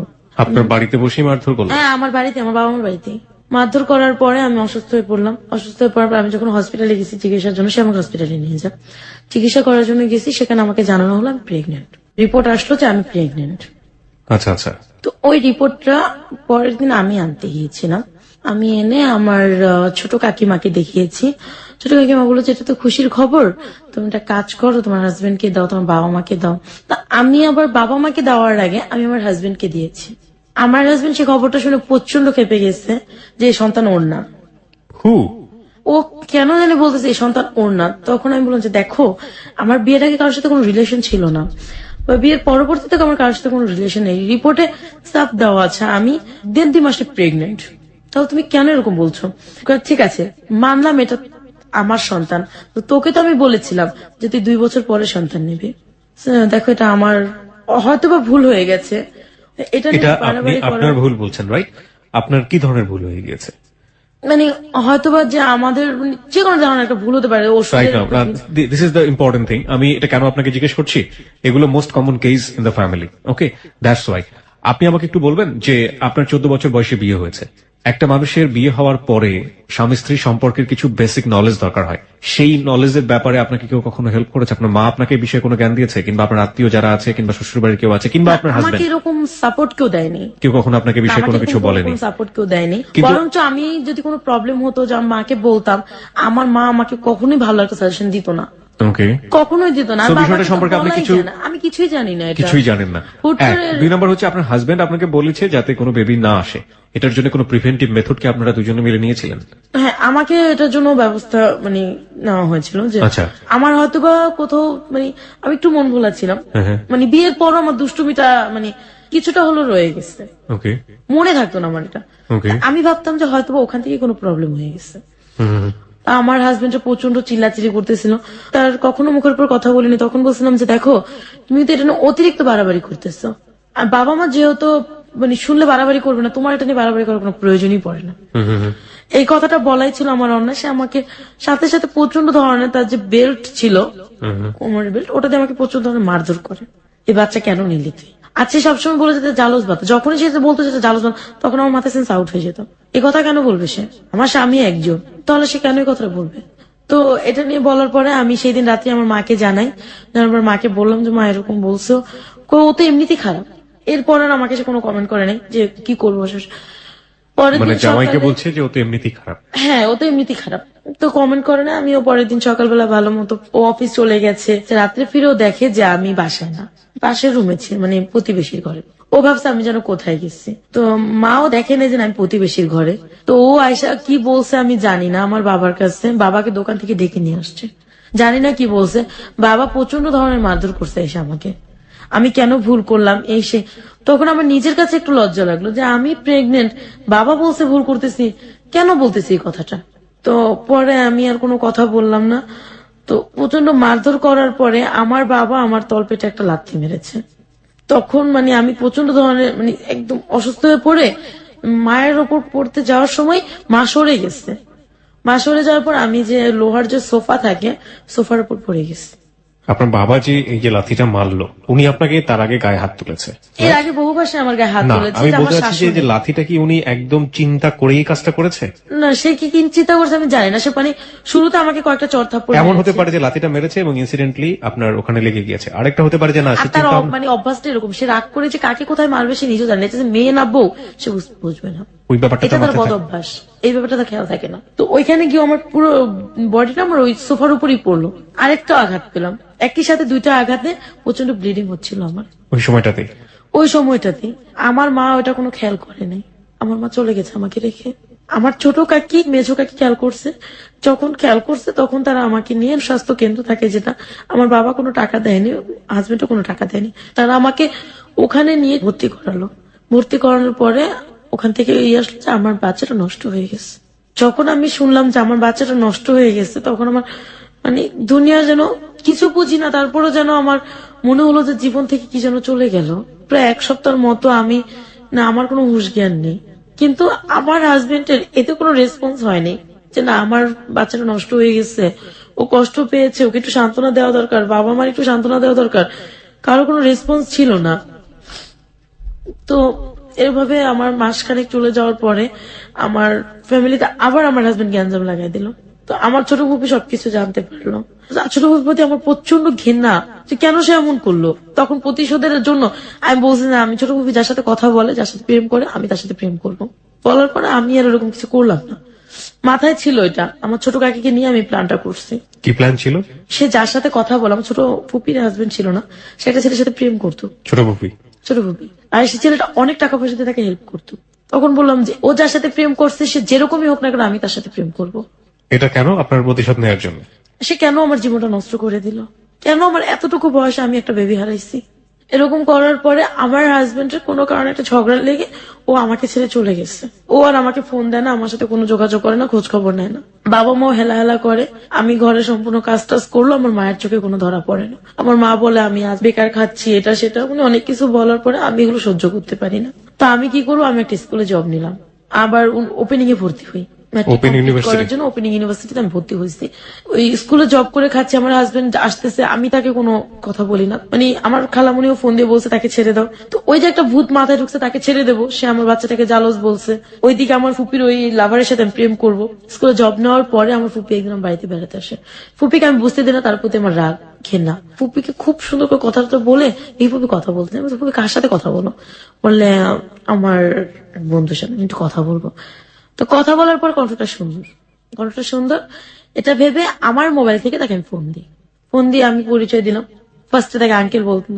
তো তার সাথে মানে কথা বলতে বলতে দেখা যায় আমার হাজবেন্ড আর আমার কাছে আসে না, আত্মীয় স্বজন কেমন জানি দূরে দূরে চলে যাচ্ছে, আমার ফুপিও দূরে দূরে চলে যাচ্ছে। তার সাথে কথা বলতেছি, কথা বলতে বলতে আমি এমন একটা পজিশন করছি যে ওই ছেলের সাথে, ছেলেটার নাম ছিল রাশেদ, রাশেদের সাথে আমার ফুপির কোনো রিলেশন নেই। এখন রাশেদ আমাকে ছাড়া কিচ্ছু বোঝে না। তো 6 মাস চলে গেল, আমার ম্যাট্রিকের 1 বছরের কোর্সটাও শেষ হয়ে গেল, 10-এ পড়তেছি। তো বাবা আমাকে বলতেছে এইভাবে যদি তুমি কাজ করো তাহলে তো আমাদের হচ্ছে না, তুমি কিছু একটা করো। সে কিছু করবে না, আমাকে কিছু একটা করতে বলছে। না আমি বলছি, আব্বু আমি কি করবো? তুমি চাকরি করো। আমি বিভিন্ন জায়গায় চাকরি খুঁজি, আমি তো লেখাপড়া জানি না, ম্যাট্রিক পাস করিনি, কে আমাকে চাকরি দিবে? একমাত্র গার্মেন্টস। আইসা বলো আব্বু একমাত্র গার্মেন্টস আছে, আমার বাবা সেটা করতে দেবে না আমাকে। আপনি তো স্কুলে জব করতেন। মানে ওটাতে বেতন হচ্ছে না, ওখানে 1200 টাকা বেতন পেতাম। সেজন্য আমি ভালো একটা চাকরি খুঁজতে গিয়েছিলাম। বিভিন্ন লোকের কাছে বিভিন্ন রকমের হ্যারাসমেন্ট হয়েছি আমি। কেউ আমাকে মানে বিভিন্ন নোংরা নোংরা প্রস্তাব দিয়েছে, কেউ বন্ধুত্ব করতে চেয়েছে, কেউ বলেছে হ্যাঁ চাকরি দেবো, বিনিময়ে সময় দিতে হবে। পরে আমি আমার হাজবেন্ড ওইদিকে আমাকে ফোন দিতেছে, বিরক্ত করতেছে। শেষে আমি গ্রামের আমাদের যে গ্রাম সরকার থাকে তার কাছে আমি বিচার জানিয়েছি, যেরকম ও আমাকে মারধর করে চলে গেছে, আমার বাচ্চাটা নষ্ট হয়ে গেছে, আমি ওর ঘর করব না। ওইদিকে আমি রাশেদকে প্রশ্ন করলাম যে রাশেদ আমি তো আমার হাজবেন্ড আমাকে নিতে আসতে বিচার বসাইছে, আমি কি করব? তোমার যা খুশি তাই করো। তো এই ঝামেলাগুলোর সাথে বিচারে ওর কথা হলো যে না, আমি আর সংসার করবো না। 3 মাস সময় দেওয়া হলো, যদি আমার মন গলিয়ে নিতে পারে তাহলে ওকে নেবে বা আমি ওর ঘরে যেতে পারি। তো এইভাবে করতে করতে আমার ম্যাট্রিক কমপ্লিট করলাম। আমি হাজবেন্ডের সাথে আমার ডিভোর্স হয়ে গেল, আমি নিজে ডিভোর্স দিয়ে দিলাম। আমিও মানে প্রচন্ড ভালোবেসে ফেলছি রাশেদকে, ওকে ছাড়া এখন আমি কিছুই বুঝি না। রাশেদ আলটিমেটলি আপনার ফুপির লাভার ছিল। সে ফুপিকে ভুলে গেছে, সে আমাকে ছাড়া কিছু বোঝে না, আমি তাকে ছাড়া কিছু বুঝি না। ফুপি এই জিনিসটা আন্দাজ করতে পারছে। তারপরে ফুপিদের সাথে আমাদের সাথে প্রচন্ড একটা গ্যাঞ্জাম হয়, ফুপি আমাদের যোগাযোগ করে না, আমরাও ফুপির সাথে যোগাযোগ করি না। আর বাবা প্রচন্ড সংসার থেকে চাপ দিতেছে, অনেক কিছু বলার পরে চাপ সৃষ্টি করার পর আমি কোথাও কোনো চাকরি পাচ্ছিলাম না। একদিন দেখলাম ঘরে কোনো চাল নাই, ভাই বোন গুলো না খেয়ে আছে। তো আমি আমার এক ফ্রেন্ডকে জানালাম, ওকে আমি বললাম যে দেখো আমার তো ঘরে কোনো চাল নেই, তুমি আমাকে 1000 টাকা ধার দাও, আমি তোমাকে বেতন পেয়ে দিয়ে দেবো আগামী মাসে। তোমার 1000 না, তোমার 1500 লাগলো না, কিন্তু তুমি আমাকে 1 ঘন্টা সময় দাও। কিরকম সময় দেবো তোমাকে? সে আমাকে একটা নোংরা প্রস্তাব দিল। তখন আমার এত কষ্ট হয়েছে যে বাসায় দেখছি ছোট ভাই বোন গুলো না খেয়ে আছে। বাসায় আসার পর পাশের ঘর থেকে আমি 100 টাকা ধার নিয়ে 1 কেজি চাল কিনছি, আধা কেজি আলু কিনছি, মরিচ কিনছি, ডাল কিনছি। ওরা সারাদিন না খাওয়া, রাত্রে খাইছে, সকালে খাইছে। তো এখন দেখি যে 1 কেজি চালে হয়নি, শেষ হয়ে গেছে। দুপুরে কি রান্না করবে? খুব কষ্ট হচ্ছে ওদের। আমার ভাইটা আমার কাছে এসে বলছে, আপু 2টা টাকা দেয়, আমি টাকা দিতে পারতেছি না। বাবা কি করছে? বাবা কিছুই করতেছে না, বাবা জুয়া খেলতেছে। আপনার মা কিছু বলছেন? আমার মা বললে আমার মাকে মারধর করে মাকে। তো আমি চোখে দেখলাম অন্ধকার, দেয়ালে পিঠ থেকে গেছে, আমি ওর কথা রাজি হয়ে গেছি। কার কথা রাজি হয়েছেন? আমার এক ফ্রেন্ডের কথায়। কোন ফ্রেন্ড? ও ছিল মানে কোন এক হলের নেতা ছিল। তো ওর সাথে আমার রাস্তায় একসময় পরিচয় হয়েছিল। আর রাশেদ যে আমার জীবনে ছিল, ও কোনো টাকা পয়সা দিত না তখন, আমিও চাইতাম না। তো ওর সাথে যে আমি ফোন দিলাম ওকে যে দেখো সোহাগ, আমি তোমার প্রপোজালে রাজি আছি, তবে 1000 টাকা না, মানে কোন অর্থে যেন। আমি তখন চিন্তা করলাম যে নিজের সম্মানটাই যেহেতু দেবো, তো 1000 টাকার বিনিময় কেন, আরো বেশিতে দেবো। এই সেন্সটা আমার মাথায় মানে কাজ করলো। তো আমি এই কথা বলার পর তুমি কত চাই? আমি 2000 টাকা চাই। আমি তোমাকে 2000 টাকা দেবো না, 1500 দেবো, তুমি রাজি আছো? ঠিক আছে রাজি আছি। ওর সাথে আমি গেলাম, ও কোনো এক হোটেলে আমাকে নিয়ে গেছে। নিয়ে যাওয়ার পর ওকে আমি ওখানে 1 ঘন্টা সময় দিছি। ওখান থেকে আমি চলে আসি। চলে আসার পরে ঘরে বাজার টাজার করি। সেই দিন রাত্রে সম্ভবত রাশেদ আমাকে রাস্তায় দেখছে, আমাকে ফোন দিচ্ছে, ফোন দিয়ে বলছে তুমি কোথায় আছো, এখন আমার সাথে দেখা করো। তো দেখা করো, ও আমাকে একটা মসজিদে নিয়ে ছুঁয়ে বলছে তোমার এখন থেকে ভরণ পোষণ যা আছে আমি গ্রহণ করব। আপনি তো রাশেদের কাছ থেকে হেল্প নিতে পারতেন, কেন নিলেন না? আমি কেন জানি ওর কাছ থেকে চাইনি। আর ও একদিন আমাকে একটা কথা বলছে যে মেয়েরা ছেলেদের কাছ থেকে টাকা খায় সে মেয়েরা ভালো হয় না। আমি ওর কাছে ভালো সাজার জন্য আমি আমার নিজের সম্মানটুকুকে বিক্রি করে দিচ্ছি একমাত্র বাবা মার ভাই বোনের শুধুমাত্র মুখে দুমুঠো ভাত দেওয়ার জন্য। সেই রাতে রাশেদ আমাকে একটা মসজিদে দাঁড় করাইয়া বলছে যে ও আমার সম্পূর্ণ ভরণ পোষণ দেবে, আমি কারোর সাথে ফোনে কথা বলতে পারবো না। আপনি রাশেদকে বলেছিলেন যে আপনার জীবনে এই ঘটনাটা ঘটে গেল কিছুক্ষণ আগে? না, ওর কাছ থেকে আমি লুকিয়ে গেছি। ও যা যা বললো আমি মেনে নিলাম। ও আমার বাবাকে ফোন দিল। তো বাবার সাথে রাশেদের সাথে আগে থেকে একটা পরিচয় ছিল। বাবাকে ও বলছে যে আমরা দুজন বিয়ে করে ফেলছি।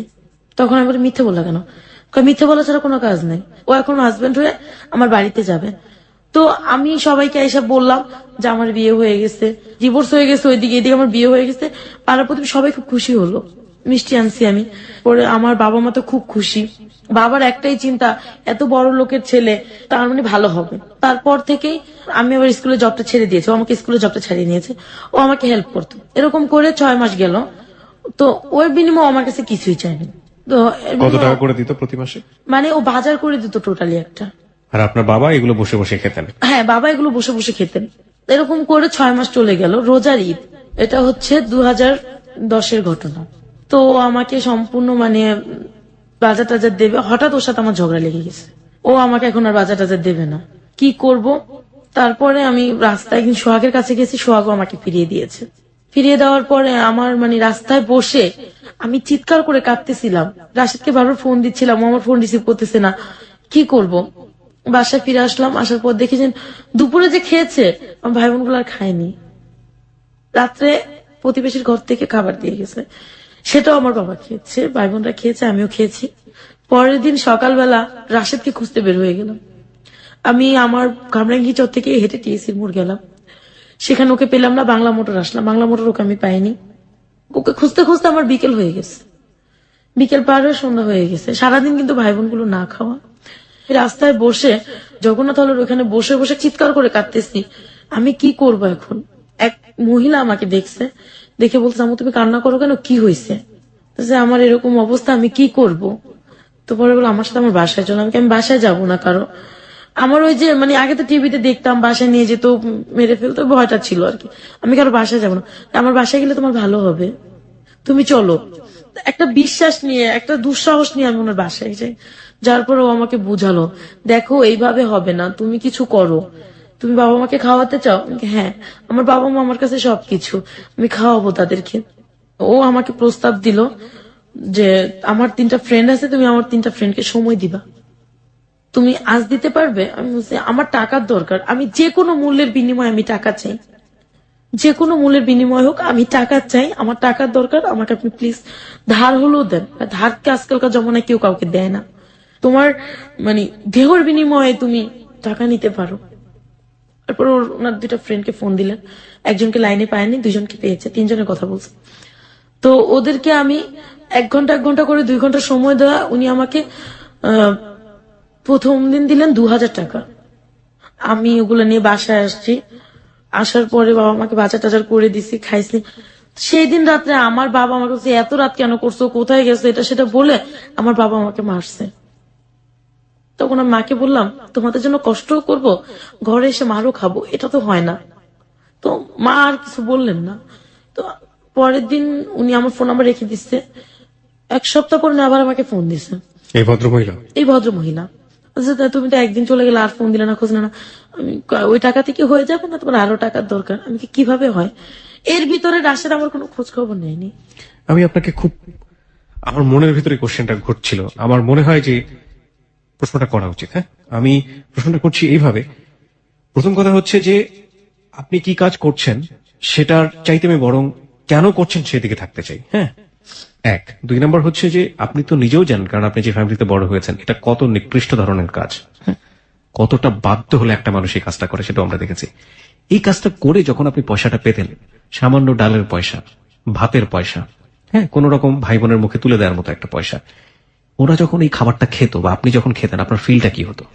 আমি যখন এই কাজটা করতাম, আমি যখন বের হতাম, তখন আমার মনে হয় যে আমি কোনো মানুষের ভিতরে পড়ি না, আমি একটা জঘন্য ধরনের মেয়ে, আমি নষ্ট হয়ে গেছি। যে জিনিসটা আমি সবসময় আমার হাজবেন্ডের মুখে শুনতাম। তো পরবর্তীতে এই কাজটা আমি করবো আমি কোনোদিন ভাবি নাই। আর ওই খাবারটা যেন আমার গলা দিয়ে নামতো না। কিন্তু মা শেষে বুঝতে পারতো যে এই কাজটা আমি কেন করলাম। অন্য কোনো কাজ করতে পারতাম, তখন চিন্তা করতাম যে অন্য কোনো কাজ করলে তো ওরা আমাকে রোজ টাকা দেবে না। হয়তো আজকে আমি জয়েন করছি, 1 মাস পর আমাকে টাকা দেবে, কোনো মালিক আমাকে অ্যাডভান্স কিছু টাকা দেবে না, যেটা দিয়ে আমি মাস চলবো। তো পরে দেখা যেত কি, এরকম 1 সপ্তাহ করছি, 2 সপ্তাহ করছি, 3 সপ্তাহ করার পরে, মাসখানেক করার পরে না আমার কাছে কোনো খারাপ লাগতো না, কিন্তু ওই টাকার খাবারটা আমার গলা দিয়ে নামতো না। আর রাশিদকে তখন প্রচন্ড ঘেন্না হতো যে ও আমার কেন খোঁজ নেয় না, ও যদি খোঁজ দিত তাহলে আজকে আমার এরকম হতো না। এরকম করে রোজা চলে আসলো, আমি রোজার ভিতরে আমার বাবা মাকে এই কাজ করে ফুলফিল বাজার করে দিলাম। ঈদ কাটলো, ছোট ভাই বোন গুলোকে কাপড় দিচ্ছি। আমার ফুপু, ছোট ফুপু, আমার এত কষ্ট পেয়েছে তখন যে আমার ছোট ফুপু আমার মাকে দিচ্ছে, ছোট ফুপু আর বড় ফুপু মাকে দিছে, বাবাকে দিছে, ভাইকে দিছে, বোনকে দিছে। আমাকে একটা সুতা পরিমাণ জিনিস কেউ দেয়নি। যখন আমি দেখলাম যে ওরা আমাকে পছন্দ করে না, তখন আর ওদের প্রতি আমার কোনো মায়া থাকলো না। তো ঈদের দিন রাশিদ আমাকে ফোন দিছে। ফোন দেওয়ার পরেও বলতেছে, কেমন আছো? আমি কি তুমি যেমন রেখেছো ঠিক সেরকমই আছি, না মরে বেঁচে আছি। তো ও বললো যে এভাবে কথা বলতেছো কেন? আমি কি না, তুমি যে একটা ব্যক্তিকে রেখে গেছো, জানো আমার বাবা কাজ করে না, আমার টাকা খায়, তোমারটা খেয়েছে, তো তুমি কিভাবে এভাবে চলে গেলে আমাকে রেখে? ও আমাকে বললো যে ঠিক আছে, সবকিছু ঠিক হয়ে যাবে। ঈদের দিন রাত্রে ও বলতেছে যে তুমি একটা কাজ করো, তুমি আমার সাথে দেখা করো। কখন দেখা করবো? রাতে দেখা করো। বিকেলে ওই মহিলা আমাকে ফোন দিছে যে লাবণ্য তুমি একটু আসবা। কেন? আমার 2টা ফ্রেন্ড আসছে, তুমি যাদের সাথে বসো তারাই আসছে, ঈদের দিন তোমাকে দেখতে চায়। তো আমার তো কোনো রকমেরই নেই, আমি চলে গেছি। আমি কিন্তু পুরোনো কাপড় পরে গেছি, কারণ আমি ঈদে কোনো কাপড় নিই। মানে তখন আমার হাজবেন্ড আমাকে 6 মাসে কিছু দেয়নি, বাবা মাও কিছু দেয়নি। ওই যে শাড়িগুলো বিয়ের আগে কিনছি বা বাঁশ শাড়িগুলো, নতুন শাড়িগুলো, ওগুলো পরতাম। তো আমি যাওয়ার পরে ওনারা আমাকে 2 ঘন্টা রাখলো। 2 ঘন্টা রাখার পর আমাকে 3000 টাকা দিচ্ছে। ওরা বাইরে খেলো আমাকে নিয়ে। আমি ওদিকে রাশিদকে ফোন দিচ্ছি, রাশিদ ফোন রিসিভ করে না। 8টার দিকে প্রচন্ড বৃষ্টি হচ্ছিল, ওই বৃষ্টিতে ভিজে ভিজে ওকে আমি পুরো টিএসসি খুঁজছি, রমনা খুঁজেছি, ওকে আমি পাইনি। ও আমাকে রাত 10টার সময় ফোন দিছে, তুমি কোথায়? বাসায়। তুমি আমার সাথে দেখা করতে আসতো না, এটা বলে প্রচন্ড ঝগড়া করতেছে আমার সাথে। পরে আমি বলছি, আচ্ছা ঠিক আছে, আমার ভুল হয়ে গেছে। পরে ফোন রেখে ছোট ভাই বলতেছে, আপু শিশু পার্কে ঘুরতে যাবো। আর আমি আমার ছোট ভাই বোনদেরকে বাবা যে দেয় না সে অভাবটা বুঝতে দিতাম না। যেভাবেই হোক আমি ওদের সবাইকে বুঝায় রাখতাম যে না, টাকা পয়সা আছে, খেতে পারবি, চলতে পারবি। তো আমার ওদেরকে নিয়ে আমি শিশু পার্কে ঘুরতে গেলাম। 3000 টাকা ছিল, তো 1000 টাকা খরচা হয়ে গেল ওদের যাওয়া আসা না। ও আমাকে রাশিদ আমাকে ফোন দিল, বললো চল আজকে আমরা এক ফ্রেন্ডের বাড়িতে যাব। ঠিক আছে যাব। ফ্রেন্ডের কে কে আছে? মা আছে, ভাই আছে, বোন আছে, সবাই আছে। কিছুর জন্য যাব, ওরা আমার বউকে দেখতে চাইছে। ঠিক আছে যাব। ঠিক আছে, রাত 8টায় আমাদেরকে বাসায় দিয়ে আসার পরে আমি ওর সাথে দেখা করলাম, সম্ভবত গুলিস্তান গিয়ে। ওর বাড়ি কি গুলিস্তানে ছিল? ওর বাড়ি মগবাজার। ওকে, আপনি বলছিলেন যে রমনাতে খুঁজছেন, টিএসসিতে খুঁজছেন, এই জায়গাগুলোতে আপনি কেন বুঝতেন? ও এখানেই থাকতো, সারাদিন এখানে বেশিরভাগ সময় এখানে সময় কাটাতো বন্ধুদের সাথে। Okay. আর ও আমাকে বলছে ঈদের দিন রাত্রেও ওইখানে থাকবে। ওকে, পরে আমি ওর সাথে গুলিস্তান দেখা করতে গেছি, যা দেখি ওর এক ফ্রেন্ড আছে এখানে, পরিচয় করে দিল, ওর নাম কালাম। ওর বাড়িতে আমরা বেড়াতে যাব। ঠিক আছে চলো। বাড়িটা ছিল ভুলতা গাউসিয়া। যাওয়ার পরে দেখলাম যে খুব অন্ধকার, খুব একটা গ্রাম, বিল চারপাশে, ওখানে নিয়ে যাচ্ছে কোনা কোনা দিয়ে, এই দিয়ে ঢুকালো কোথায় বাড়ির পেছন দিয়ে। বলছে, কি ব্যাপার? বাড়ির পেছন দিয়ে ঢুকলাম। ও একটা নতুন বাড়ি করছে, গেট করা হয়নি, টিন দিয়ে লাগিয়ে রাখছে। এটা আসলে টিন দিয়ে লাগানো ছিল। দরজা বলছে, আমি কেউ তো নাই এখানে, এক রুম, একটা বিলের ভিতরে এক রুম। তো আমার কোনো না ভয় ছিল না, ও ছিল সাথে। আপনি ওকে লাভ করতেন সেই সময়টাতে এবং পুরো ওকে আমি পুরো লাভ দোস্ত। করতাম, আপনি যেই কাজের মধ্যে জড়িয়ে গেছেন এই এটা কি কথাটা আমি ওকে বলিনি। ও কি বুঝতেও পারেনি? ও বুঝতেও পারেনি, ওকে আমি বলতাম না, ও বুঝতে পারেনি। ও কারণ জিজ্ঞেস হচ্ছে করেনি যে এই আপনার- মাসটা ও আমাকে সময় দেয়নি। না, কিন্তু ওর তো সন্দেহ হওয়া বা জিজ্ঞেস করার একটা ব্যাপার ছিল যে টাকাগুলো কোথা থেকে কিছু আসছে। জিজ্ঞেস করে নাই। ও বলছে বাজার করছে, আমি কি কোন রকম করেছি, মিথ্যে বলেছে আমার সাথে। আপনার ফ্যামিলি বুঝতো না যে এই আমার কাজগুলো? মা বুঝতে পেরেছিল, পরে আমাকে জিজ্ঞাসা করছে তুই এত টাকা করতে, আমি মার কাছে স্বীকার করছে। মা কি বলেছিল? মা কোনো কথা বলেনি, মা নিস্তব্ধ হয়েছিল। বাবা বুঝতো না? বাবা বুঝতো না। আমার বাবা এক কথা, মোট কথা বলতে গেলে ও ছিল টাকার, ও টাকার জন্য সব করতে পারে, শুধু পারে না মেয়ে আর বউকে বেচতে। তো আমি যখন ওর সাথে গেলাম, যারপর ও আমাকে বলতেছে কি দেখো ওর ফ্যামিলির কেউ নাই, তো তোমাকে মিথ্যে বলে এখানে আনছি। তখন বাজে রাত 11টা। তখন রাশিদের সাথে ওর বন্ধুর বাড়িতে গেলাম। ও আমাকে বললো দেখো তোমাকে মিথ্যে বলে এখানে এনেছি, ওর কোনো বাবা মা থাকে না, ওর এটা বাড়ি করছে নতুন, তো আমরা দুজন একাই থাকবো।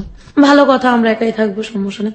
আধা ঘন্টা পরে মানে ও আইসা, মানে ও আমাকে ওখানে গিয়ে ও আমাকে ইউজ করে। তারপরে আধা ঘন্টা পরে ও আমাকে বলতেছে একটা কথা বলে, তুমি রাগ করো না। কি কথা? আমার বন্ধু তোমাকে চায়। হোয়াট? হ্যাঁ, ওর বন্ধু আমাকে চায়, নয়তোবা ও একটা গ্যাঞ্জাম করবে। মানেটা কি? মানেটা হচ্ছে এটা ওদের কন্ট্রাক্ট ছিল যে যাকে নিয়ে যাবে দুইজনে মিলেই ভোগ করবে। কিন্তু আমি যখন চিল্লাচিল্লি করলাম, এই করলাম, তখন বলছে আমাকে একবার ওকে একটা সুযোগ দাও। তখন আমি বলছি, কোনো মতেই না, আমি চলে যাবো এখান থেকে। মোবাইলটা ধরে দেখি রাত 1টা বাজে, কিভাবে বের হবো, আমি কিন্তু চিনি না সেটা। তো পরে আমি ওখানে রইলাম। পরে ও আমাকে অনেক রিকোয়েস্ট করে, ও আমার মানে না যেন পা ধরছে এরকম রিকোয়েস্ট করে ওর বন্ধুকে করলো। ও বাইরে চলে গেলো, ওর বন্ধুকে পাঠিয়ে দিলাম। ওর বন্ধুকে আমি পা পর্যন্ত ধরছি যে ভাইয়া আমি আপনার বন্ধুর ওয়াইফ, আপনি এইভাবে আমাকে ভোগ করতে পারেন না, তাতে আমার কি, আমার তো আপন কেউ না। কোনো মতে যখন না শুনছে তখন মনটাকে একটা বুঝ দিছি যে যখন আমি ওই যে দুইটা লোকের সাথে মেলামেশা করছি, ঠিক ওই মন মানসিকতা নিয়ে আমার ওর সাথে মেলামেশা করতে হবে, ওকে আপন ভাবলে চলবে না আমার। তো চলে গেল। আমি ওয়াশরুমে ঢুকে তখন চিৎকার করে কাঁদতেছিলাম যে আমি কাকে ভালোবাসলাম যে আমাকে অন্য পুরুষের হাতে তুলে দিল। তাহলে তো আমি নিজেই ঠিক ছিলাম, যে ওই লোকগুলো তো ভালো ছিল, যাদের সাথে আমি এই জঘন্য কাজটা করছি বা এই নোংরা কাজটা করেছি তারাই তো ভালো। তাহলে তো এই মানুষটাকে ভালোবেসে বিশ্বাস করে আমার কোনো লাভ নেই। তো তারপর ও মানে এরকম একটা ভেব করলো, ও আমাকে আয়সা জড়ায় প্রচন্ড কান্না করতে শুরু করলো, যেন সব ভুল ওর। ও আমার কাছে ক্ষমা চাইলো পা ধরে ওই রাতে। তো কেন জানে মনটা আমার আবার ঘুরে গেল। সকালবেলা আমরা দুজন চলে আসলাম। চলে আসার পরে ওকে আমি বললাম যে দেখো এরকম হলে আমি আর কখনোই তোমার সাথে কোথাও যাবো না।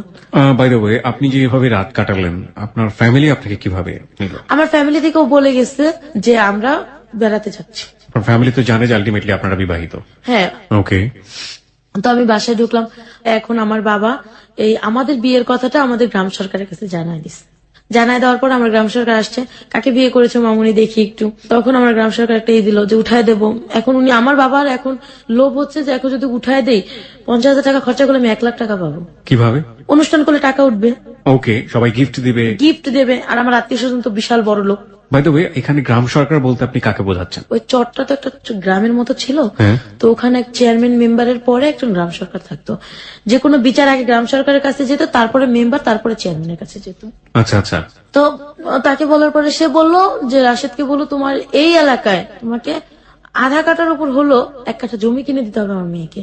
রাশেদকে বললো এটা? হ্যাঁ, তুমি যে আমার মেয়েকে বিয়ে করবা, তোমার ফ্যামিলি যে আমার মেয়েকে নেবে, বিয়ে তো করেই ফেলেছেন, বিয়ে করার প্রসঙ্গ আসবে কেন? মানে উঠায় দেবে আর কি। আচ্ছা। বা তোমার ফ্যামিলি যে ওকে নিচ্ছে, এখনো তো ফ্যামিলি জানে না, তোর ফ্যামিলি যখন জানবে তখন কি গ্রহণ করবেন, যদি না করে তাহলে আমার মেয়ে কোথায় যাবে।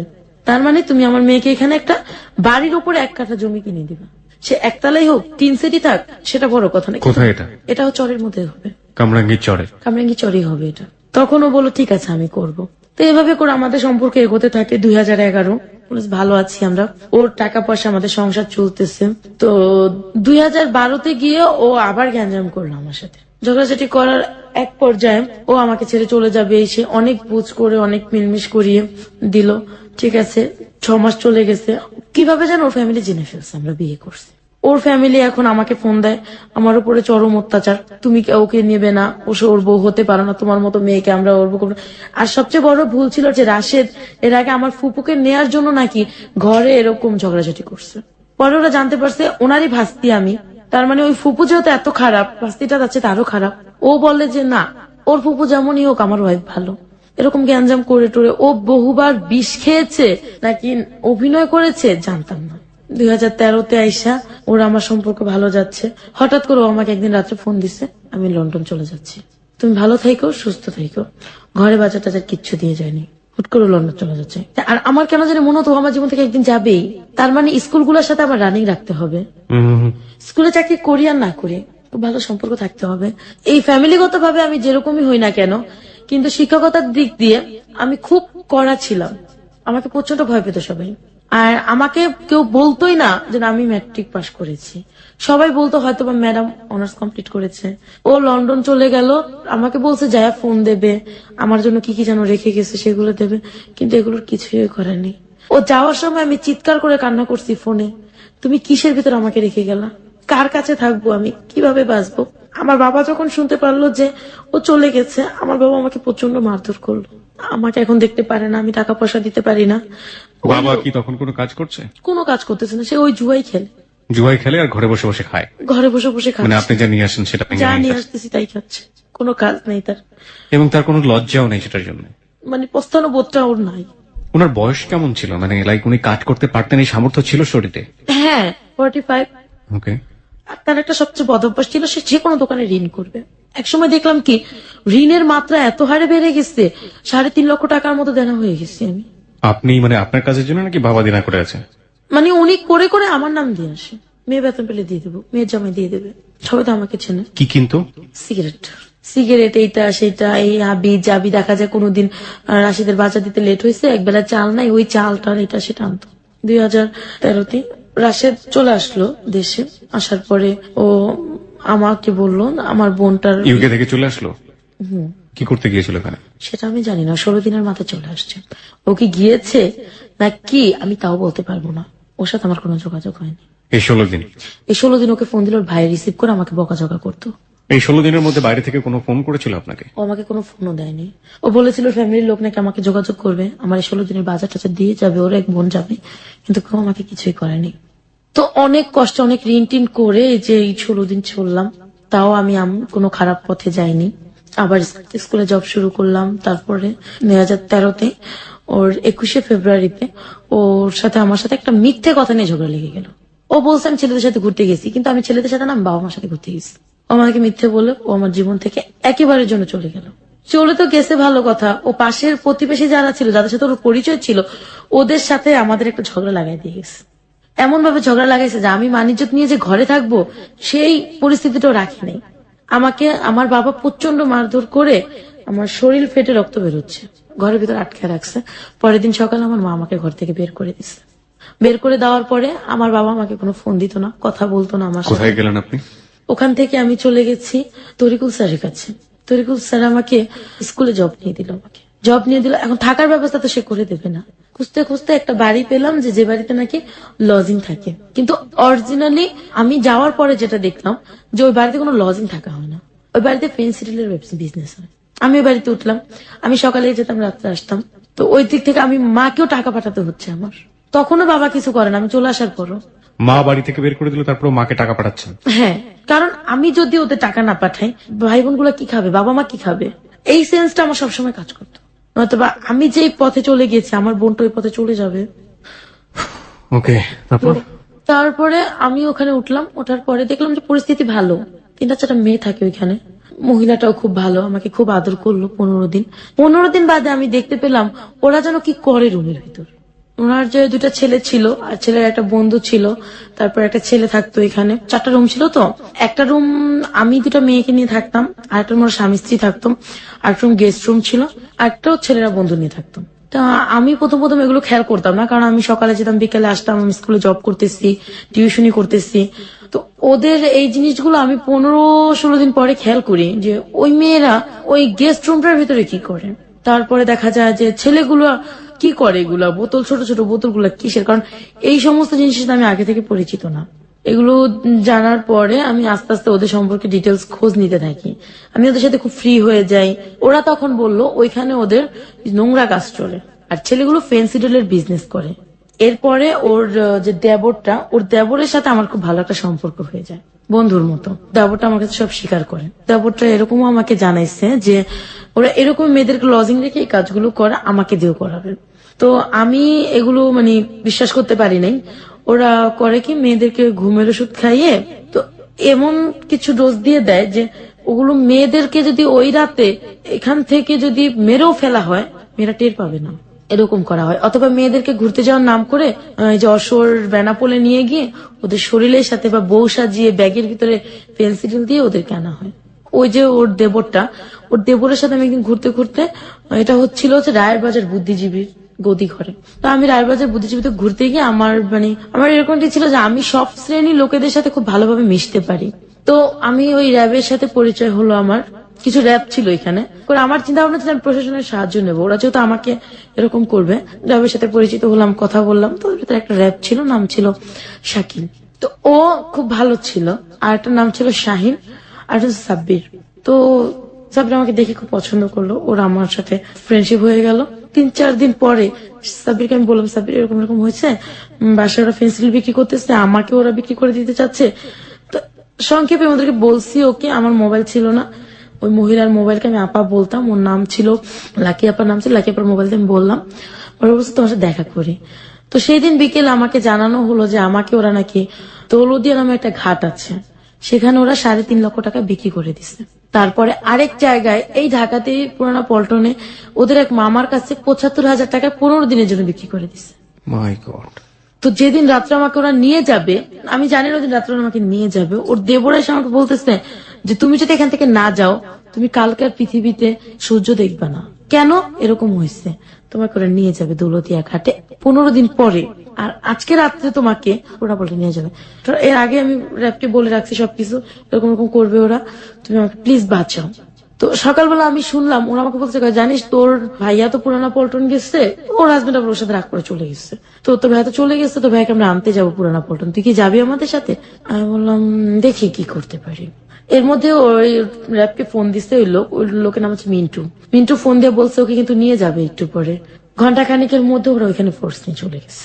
যাওয়ার পরে এখানে বলতেছে কি হচ্ছে, এখানে কিছুই হচ্ছে না, ঘর চেক করবো ওরা প্রায় 50 বোতলের মতো ফেন্সিডিল পেয়েছে। মানে এরকম একটা মুহূর্তে আসছে যে ওর ঘরে ওর গেস্ট আছে মেয়েদের সাথে, তো ওই অবস্থা ওকে ধরছে।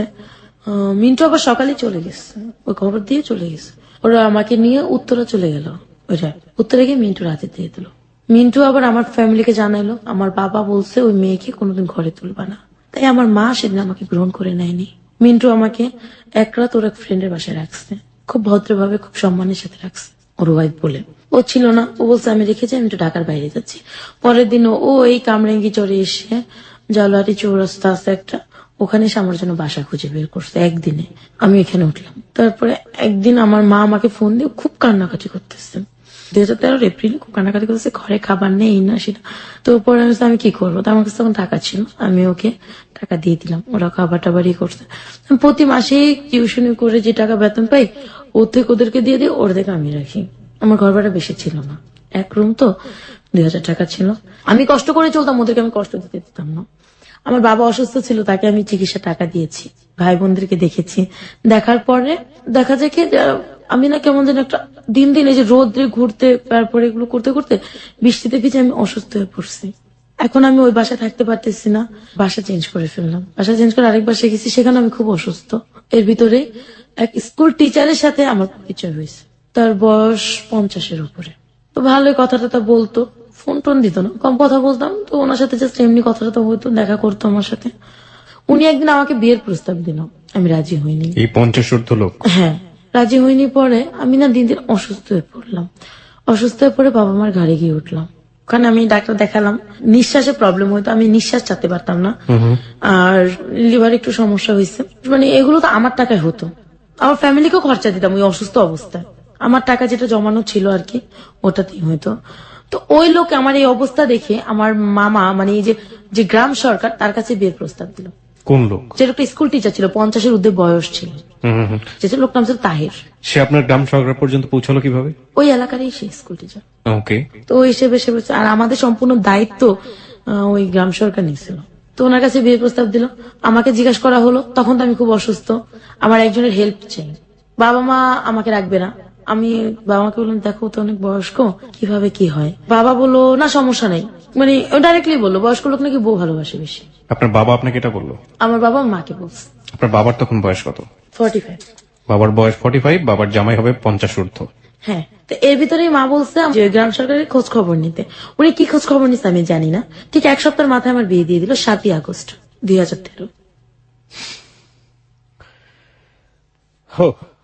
তো পরবর্তীতে প্রিয় শ্রোতা, this is not story of চিনি কম। আপনারা নিশ্চয়ই অমিতাভ বচ্চনের সেই ছবিটা দেখেছেন। অমিতাভ বচ্চন এবং টাবুর ছবি ছিল চিনি কম, আমার অনেক পছন্দের একটা ছবি।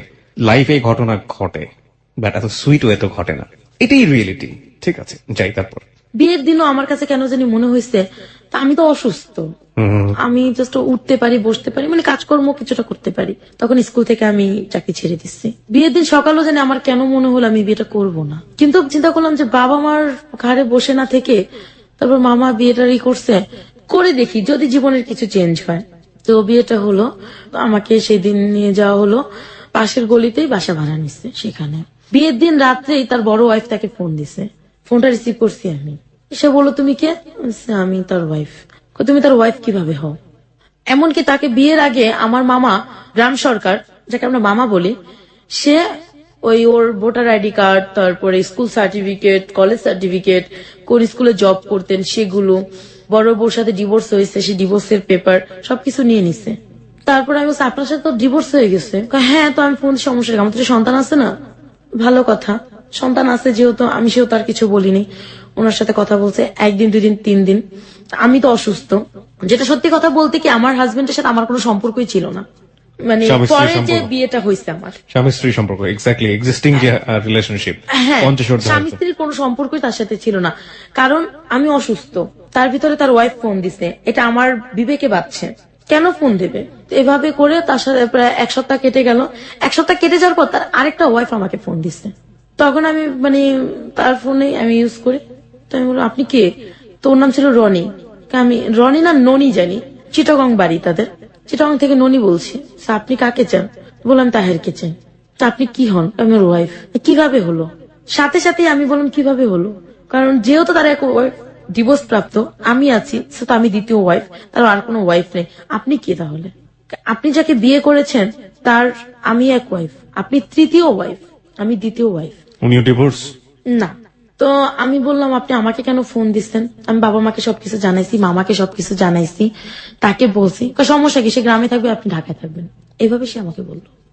আমি এভাবে ঘর করতে পারবো না, যেহেতু মানে আপনার সাথে আমার সাথে স্বামী স্ত্রীর কোনো সম্পর্ক নাই, সেহেতু আপনার সাথে আমি ঘর করতে পারছি না। নামমাত্র স্বামী স্ত্রী? হ্যাঁ, না মাত্র স্বামী স্ত্রী, এটাই রিয়েল ছিল আর কি। তো আমার খুব একটা সন্দেহ হতো, তার ওয়াইফ ফোন দিত, কথাবার্তা বলতো, বড় ওয়াইফ ফোন দিত, দুজনেই আমার সাথে কথা বলতো। হঠাৎ একদিন 15 দিন যাওয়ার পরে তার সেকেন্ড ওয়াইফ আমাকে বলল সে নাকি লাইগ্রেশন করা, যেটা একটা পুরুষ করলে তার কখনই কোনো সন্তান আসবে না। আমি একটা অল্প বয়সের মেয়ে, আমি কিভাবে এটা মেনে নেই? আমার সন্তান থাকবে না, আর সন্তান থাকবে না এই জিনিসটা আমি কখনোই মানতে পারিনি। এগুলো নিয়ে ঘটমট করতে করতে গ্যাঞ্জাম হচ্ছিল, মা আমার কাছে, গ্রামসার কাছে বিচার দিলাম। সবাই বললো যে এই মেয়েকে আপনি কি করলেন, এই মেয়েকে আপনি কেন জীবনটা নষ্ট করলেন? আপনি জানতেন আপনি লাইগ্রেশন করা, আপনি কেন মেয়ে? ওর এক কথাই বলতো যে ও সন্তান আনুক, পালতে আনুক। আপনার হাজবেন্ড? হ্যাঁ, ও সন্তান পালতে আনবে, আমি তাকে মানুষ করবো। আমি কোনোদিন না, আমি যত মা হওয়ার ক্ষমতা রাখি সেহেতু আমি একটা সন্তান পালতে আনতে পারি না। এই জিনিসটা আমার কাছে ঘোর নাকচ ছিল যে আমি পালতে আনবোই না।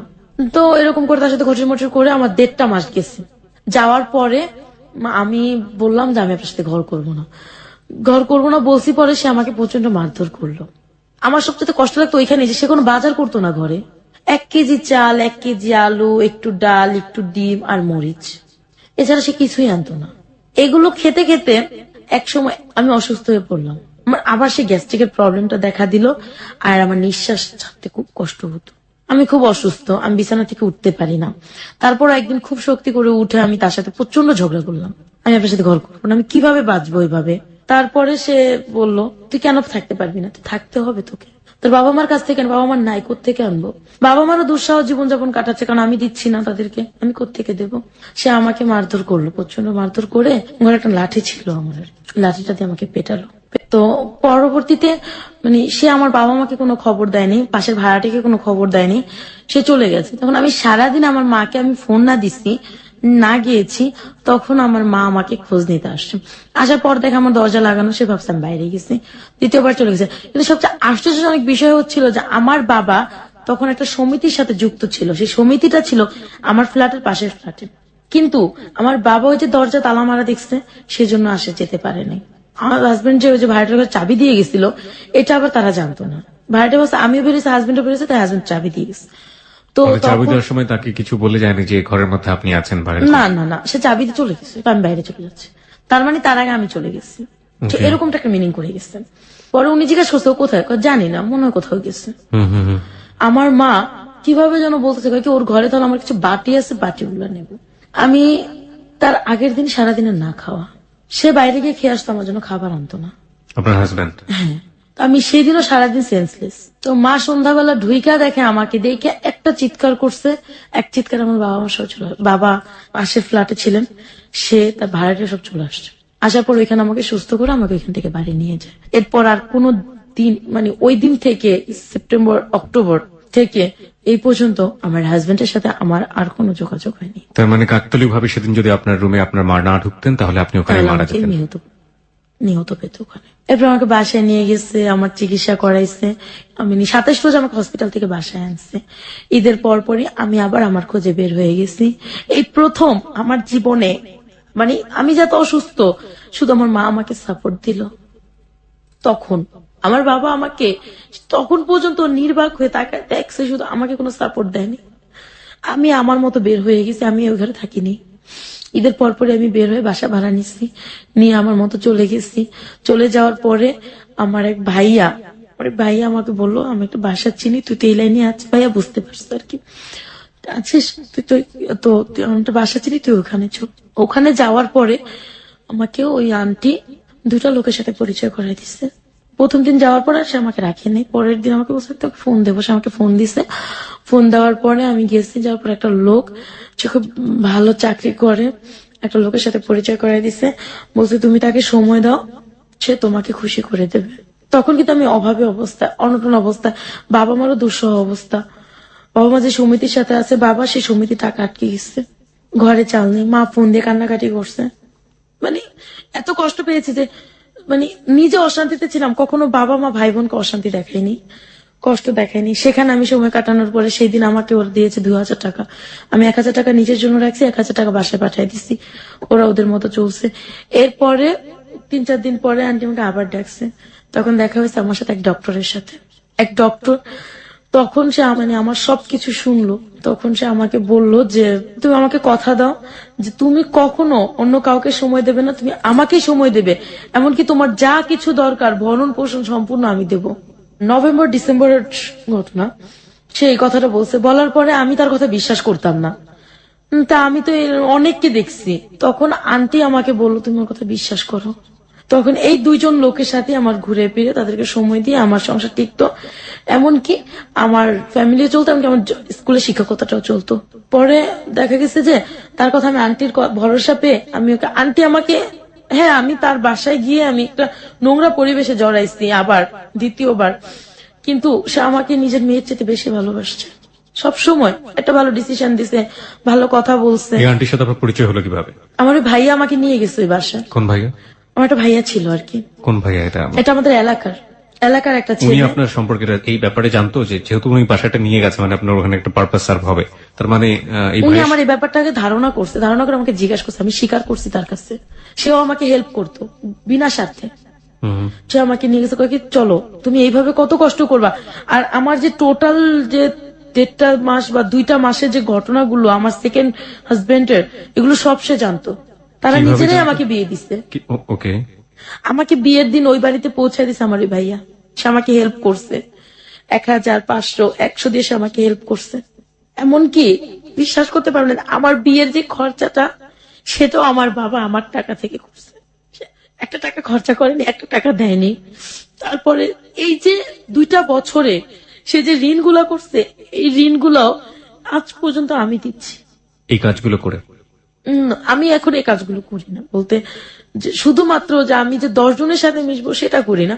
জাস্ট আমার ওই ডক্টরের সাথে খুব ভালো একটা ফ্রেন্ডশিপ আছে। প্রতি সপ্তাহে সে আমাকে একটা খরচে টাকা দেয়, যাতে করে আমার আর এইসব নোংরা কাজে ঢুকতে না হয়।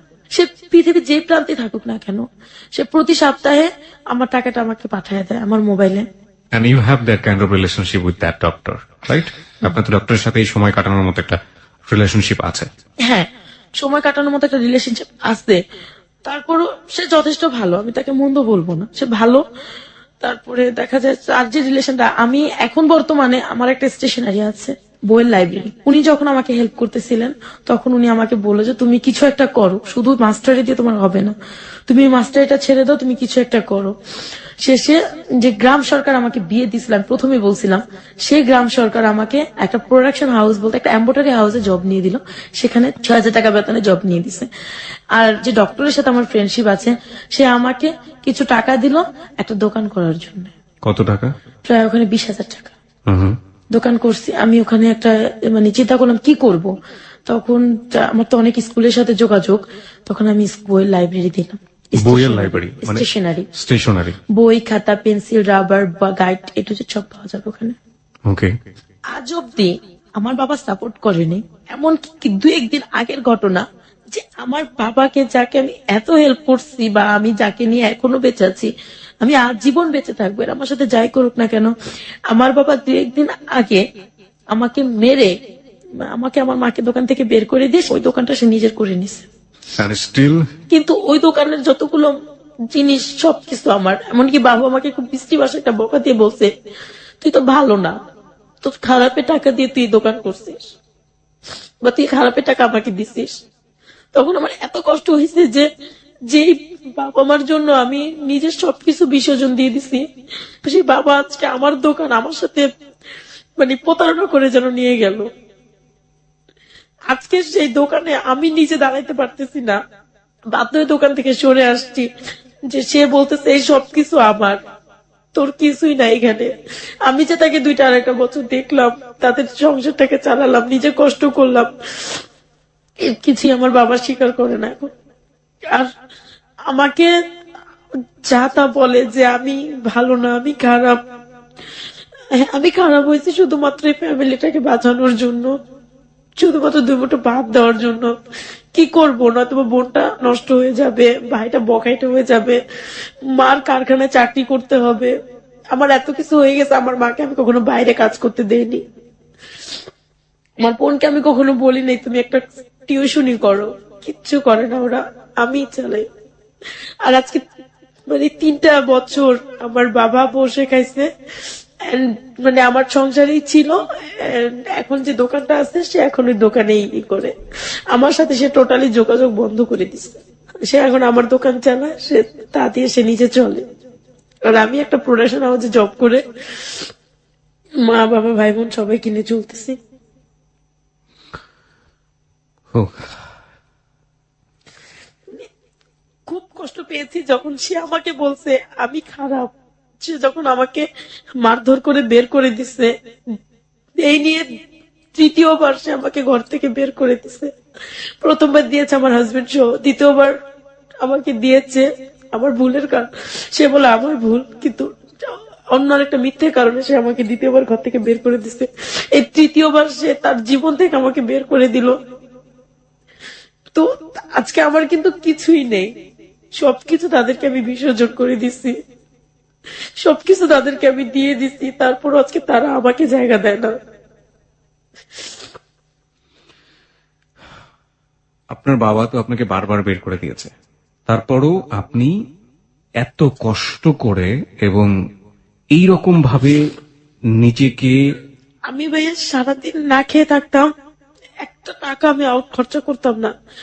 আমি কোনোদিনও, এমনও দিন গেছে আমি শাহবাগ যদি গেছি কোনো কাজে, বা দেখা যায় হাইটা কামরাঙ্গিচর গেছি, যেখানে 60-70 টাকা খরচা হবে, সে টাকাটা আমি রেখে দিছি, বাসায় গেলে আমার খরচা আছে সেজন্য, সেটা আমি রেখে দিছি। আমি সারাদিন রোদে, হ্যাঁ আমি খারাপ ছিলাম মাসখানেক, 3 মাস, 1 মাস, 1 দিন, 15 দিন এরকম খারাপ ছিলাম, কিন্তু আমি কখনো প্রফেশনাল হয়ে যায়নি। কিন্তু যেটা প্রফেশনাল হবো, একের পর এক নোংরা কাজ করবো, আমি সেটা করি নাই। আমি মাঝে মাঝে যখন খুব ঠেকছি, যখন দেখি যে না আমার ঘরে ভাত জোটে না, তখন গেছি। আর না তো আমি এই রোদে রোদে টিউশনি করে, কষ্ট করে, সবকিছু করে, আমাকে কেউ সাপোর্ট দেওয়ার ছিল না, আমাকে কেউ সাপোর্ট দেয়নি। আমার ফুপু, আমার খালারা, আমার মামার আমাকে কেউ সাপোর্ট দেয়নি, আমার চাচুরা, তাহলে এমনকি নিজের বাবা মাও আমাকে সাপোর্ট দেয়নি। কিন্তু হ্যাঁ, আমার আজকে আমি স্বীকার করতে বাধ্য যে আমার এত কিছুর পরও আমার মা আমার সাথে আছে, আমার মা তার স্বামী ছেড়ে আমার সাথে আছে। আপনার মা ধরেন কিছুদিন পরে তার স্বামীর কাছে ফিরে গেল, কেউ আপনার সাথে নেই এবং এই মানুষগুলোর মুখে অন্ন জড়ছে না, আগের মতোই অবস্থা, তারপরও কি আপনি তাদেরকে আমি দেখবেন? সারা জীবন তাদেরকে দেখবো। আমি যদি কারো জীবনেও যাই, কারো সংসারেও যাই, তারপরও আমি তাদেরকেই দেখবো। আমার সবকিছু ফেলে আমি আমার এই বোনটা, যতদিন আমার বোনটার বিয়ে না হচ্ছে, যতদিন আমার ভাইটার বড় না হচ্ছে,